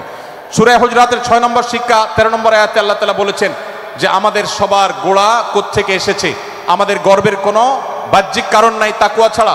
আল্লাহ বলেছেন, ইয়া আইয়ুহান নাস ইন্না খালাকনাকুম মিন যাকারিন ওয়া উনসা, হে মানুষ সকল, তোমাদেরকে আমি মানুষ, নারী এবং পুরুষ, আদম এবং হাওয়া থেকে সৃষ্টি করেছি। ওয়াজআলনাকুম শুউবান ওয়া ক্বাবাইলা লিতাআরাফু, বিভিন্ন গোত্রে তোমাদেরকে আমি বিভক্ত করেছি পরিচয়ের জানার জন্য, শুধুমাত্র। আর আল্লাহ বলেছেন শেষে, ইন্নাল্লাহা আলিমুন খাবীর, তোমরা কি করো আল্লাহ জানে। অতএব আমাদের কারোর উপর কারো কোনো শ্রেষ্ঠত্ব নেই তাকওয়া ছাড়া। আল্লাহ বলেছেন, ইন্না আকরামাকুম ইনদাল্লাহি আতকাকুম, আমাদের মধ্যে সবচেয়ে মর্যাদাবান হবে তিনি যার মধ্যে তাকওয়া সবচেয়ে বেশি হবে। আমাদের কোনো বংশগত গৌরব, কোনো অঞ্চলগত গৌরব, অন্য কোনো গৌরব আমাদের থাকবে না, শুধু তাকওয়ার গৌরব আমাদের থাকতে পারে। সেটাও গর্ব, নিষিদ্ধ গর্ব বা অহংকারের মতো নয়, বরং সেটা আমাদের বিনয়ের জায়গা। সর্বশেষ 7 নম্বর যে শিক্ষা সূরা হুজরাতের রয়েছে, সেটা 14 থেকে 18 নম্বর আয়াতে আল্লাহ তাআলা ঈমান এবং ইসলামের চিহ্ন উল্লেখ করেছেন। যে 6টা শিক্ষা উল্লেখ করা হয়েছে, এর আলোকে মুসলমানকে, মুনাফিককে সেটা নিরূপণ হবে। এজন্য আল্লাহ তাআলা শেষে এটি উল্লেখ করেছেন। এই 7টি শিক্ষাকে ধারণ করে আমরা আমাদেরকে ভালো মুসলমান হিসেবে গড়ে তোলার চেষ্টা করব, আমাদের জীবনকে সাজাবার চেষ্টা করব। আল্লাহ তাআলা আমাদের সবাইকে তৌফিক দান করুন। আমি আবারও এক নজরে বলে শেষ করছি, সূরা হুজরাত কোরআনে কারীমের 26তম পারার একটি সূরা, 49 নম্বর সূরা, কোরআনের 18টি আয়াতের আছে। প্রথম থেকে 5 নম্বর আয়াত পর্যন্ত আল্লাহ রাসূলের সাথে আদব লেহাজ বজায় রাখা, শিষ্টাচার মেনটেন করা এবং সম্মানীয় ব্যক্তিদের সাথেও এখান থেকে আমরা শিক্ষা নিয়ে আদব লেহাজ বজায় রাখা, তাদের সামনে আগ বেড়ে কথা না বলা, আগ বেড়ে কাজ না করা, উচ্চকণ্ঠে কথা না বলা, এই শিক্ষা আল্লাহ দিয়েছেন। দ্বিতীয়ত, আমাদেরকে কোনো সংবাদ, বিশেষ করে অনির্ভরযোগ্য তথ্যের সংবাদ শুনে আমাদেরকে কারোর ব্যাপারে ধারণা করার আগে আল্লাহ তাআলা আমাদেরকে যাচাই করার শিক্ষা দিয়েছেন। আমরা যেন গুজবে, আমরা যেন ধারণা প্রসূত কোনো তথ্যে আমরা যেন কান না দেই, সেই শিক্ষা আল্লাহ আমাদেরকে দিয়েছেন। এটি 6 থেকে 8 নম্বর আয়াতে, 9 থেকে 10 নম্বর আয়াতে আল্লাহ তাআলা মুসলমানদের 2 গ্রুপের মধ্যে গন্ডগোল দেখা দিলে মীমাংসা করতে বলেছেন। এবং 4 নম্বর শিক্ষা 11 নম্বর আয়াতে বিদ্রুপ করতে নিষেধ করেছেন আল্লাহ তাআলা, কারণ নাম ধরে ব্যঙ্গ করাকে হারাম করা হয়েছে। এবং 5 নম্বর শিক্ষা 12 নম্বর আয়াতে আল্লাহ তাআলা দিয়েছেন, কারোর প্রতি মন্দ ধারণা করা যাবে না, কারোর পেছনে লাগা যাবে না, এবং কারোর মন্দ নামে কাউকে ডাকা যাবে না, কারোর সমালোচনা তার পেছনে করা যাবে না, এগুলোকে হারাম করা হয়েছে। 6 নম্বর শিক্ষা 13 নম্বর আয়াতে আল্লাহ বলেছেন, আমাদের সবার মধ্যে কারোর কোনো শ্রেষ্ঠত্ব নাই তাকওয়া ছাড়া। যার তাকওয়া যত বেশি, আল্লাহ ভীতি যত বেশি তিনি আল্লাহর কাছে তত শ্রেষ্ঠ এবং সেরা। 7 নম্বর সর্বশেষ শিক্ষা হলো 14 থেকে 18 নম্বর আয়াতে আল্লাহ রাব্বুল আলামিন ঈমানদারদের আলামত, মুনাফিকদের আলামত উল্লেখ করেছেন। সেখান থেকে শিক্ষা নিয়ে আমরা আমাদের ঈমানকে পরখ করার চেষ্টা করব, আমাদের আমলকে পরখ করার চেষ্টা করব। আল্লাহ তাআলা আমাদেরকে সূরা হুজরাতের আলোকে আমাদের জীবনকে গঠন করার তৌফিক দান করুন, বলুন আমিন। আল্লাহ তাআলা আমাদের সবাইকে আজকের এই তাফসীর কোরআন মাহফিল থেকে সূরা হুজরাতের এই 7টি শিক্ষাকে ধারণ করে ভালো মুসলমান, যে মুসলমান সম্পর্কে নবীজি বলেছেন আল মুসলিমু আখুল মুসলিম, মুসলমান মুসলমানের ভাই। যে হাদিসে নবীজি বলেছেন যে আল মুসলিমু মান সালিমাল মুসলিমুনা মিন লিসানিহি ওয়া ইয়াদি, মুসলমান সে যার হাত আর মুখ দ্বারা অন্য কোনো মুসলমান কষ্ট পায় না, নিরাপদে থাকে। আমরা আমাদের সমাজকে শান্তিপূর্ণ সুশৃঙ্খল রাখতে হলে আমাদেরকে মুসলমান হতে হবে, ভালো মানুষ হতে হবে। আমাদের হাত মুখ দ্বারা কেউ কষ্ট পাবে না, কারোর হক নষ্ট করব না, কারোর অধিকার নষ্ট করব না, কারোর কষ্টের কারণ হবে না, কাউকে আঘাত করব না, কাউকে গালি দিব না, কারোর কোনো প্রকার অধিকার খর্ব করব না, জুলুম করব না। আল্লাহ তাআলা আমাদের সবাইকে কোরআন এবং হাদিস যে মুসলিমের চিত্র অঙ্কন করেছে, কোরআন এবং হাদিসে মুসলিমের যে রূপরেখা বর্ণনা করেছে, কোরআন এবং হাদিসে যে আদর্শ মুসলমানের চিত্র উপস্থাপন করেছে, আল্লাহ আমাকে আপনাকে আমাদের সবাইকে সেই মুসলমান হওয়ার তৌফিক দান করুন, বলুন আমিন। ভাইরা আমার, আমরা মুসলমানরা যদি কোরআন হাদিসের আলোকের সে আদর্শ মুসলমান হতে পারি, বিশ্বের মানচিত্র পরিবর্তন হতে সময় লাগবে না, বাংলাদেশের পরিস্থিতি পরিবর্তন হতে সময় লাগবে না। তবে সব কিছুর আগে আমাদেরকে বদলাতে হবে, আমাদেরকে মুসলমান হতে হবে, কোরআন এবং হাদিসের বাস্তব অনুসারী হতে হবে। প্রকৃত কোরআন হাদিসের অনুসারী হতে পারলেই ইনশাআল্লাহ ইসলামের জয় হবে, কোরআন হাদিসের বিজয় হবে, মুসলমানদের বিজয় হবে, মুসলমানদের দুর্দিনের পরিবর্তন আসবে। আমরা বিশ্ববাসীকে দেখাতে পারবো আমরা সবচেয়ে আদর্শবাদী, আমরা বিশ্বের মানবতার সবচেয়ে বড় আমরা অনুসারী এবং মানবতাকে সবচেয়ে বেশি প্রতিষ্ঠাকারী। আল্লাহ তাআলা আমাদের সবাইকে বিশ্ব মানবতাকে, আমাদের ইসলামের সৌন্দর্যকে আমাদের ব্যক্তি জীবনে চর্চা করার মধ্য দিয়ে, পরিবার এবং সমাজে চর্চা করার মধ্য দিয়ে ইসলামের সৌন্দর্যকে আল্লাহ তাআলা তুলে ধরার তৌফিক দান করুন। জাযাকুমুল্লাহু খায়রা ওয়া আখিরু দাওয়ানা আলহামদুলিল্লাহি রাব্বিল আলামিন। ওয়াসসালামু আলাইকুম ওয়া রাহমাতুল্লাহি ওয়া বারাকাতুহু। নারায়ে তাকবীর, লিল্লাহি তাকবীর। আল কোরআনের আলো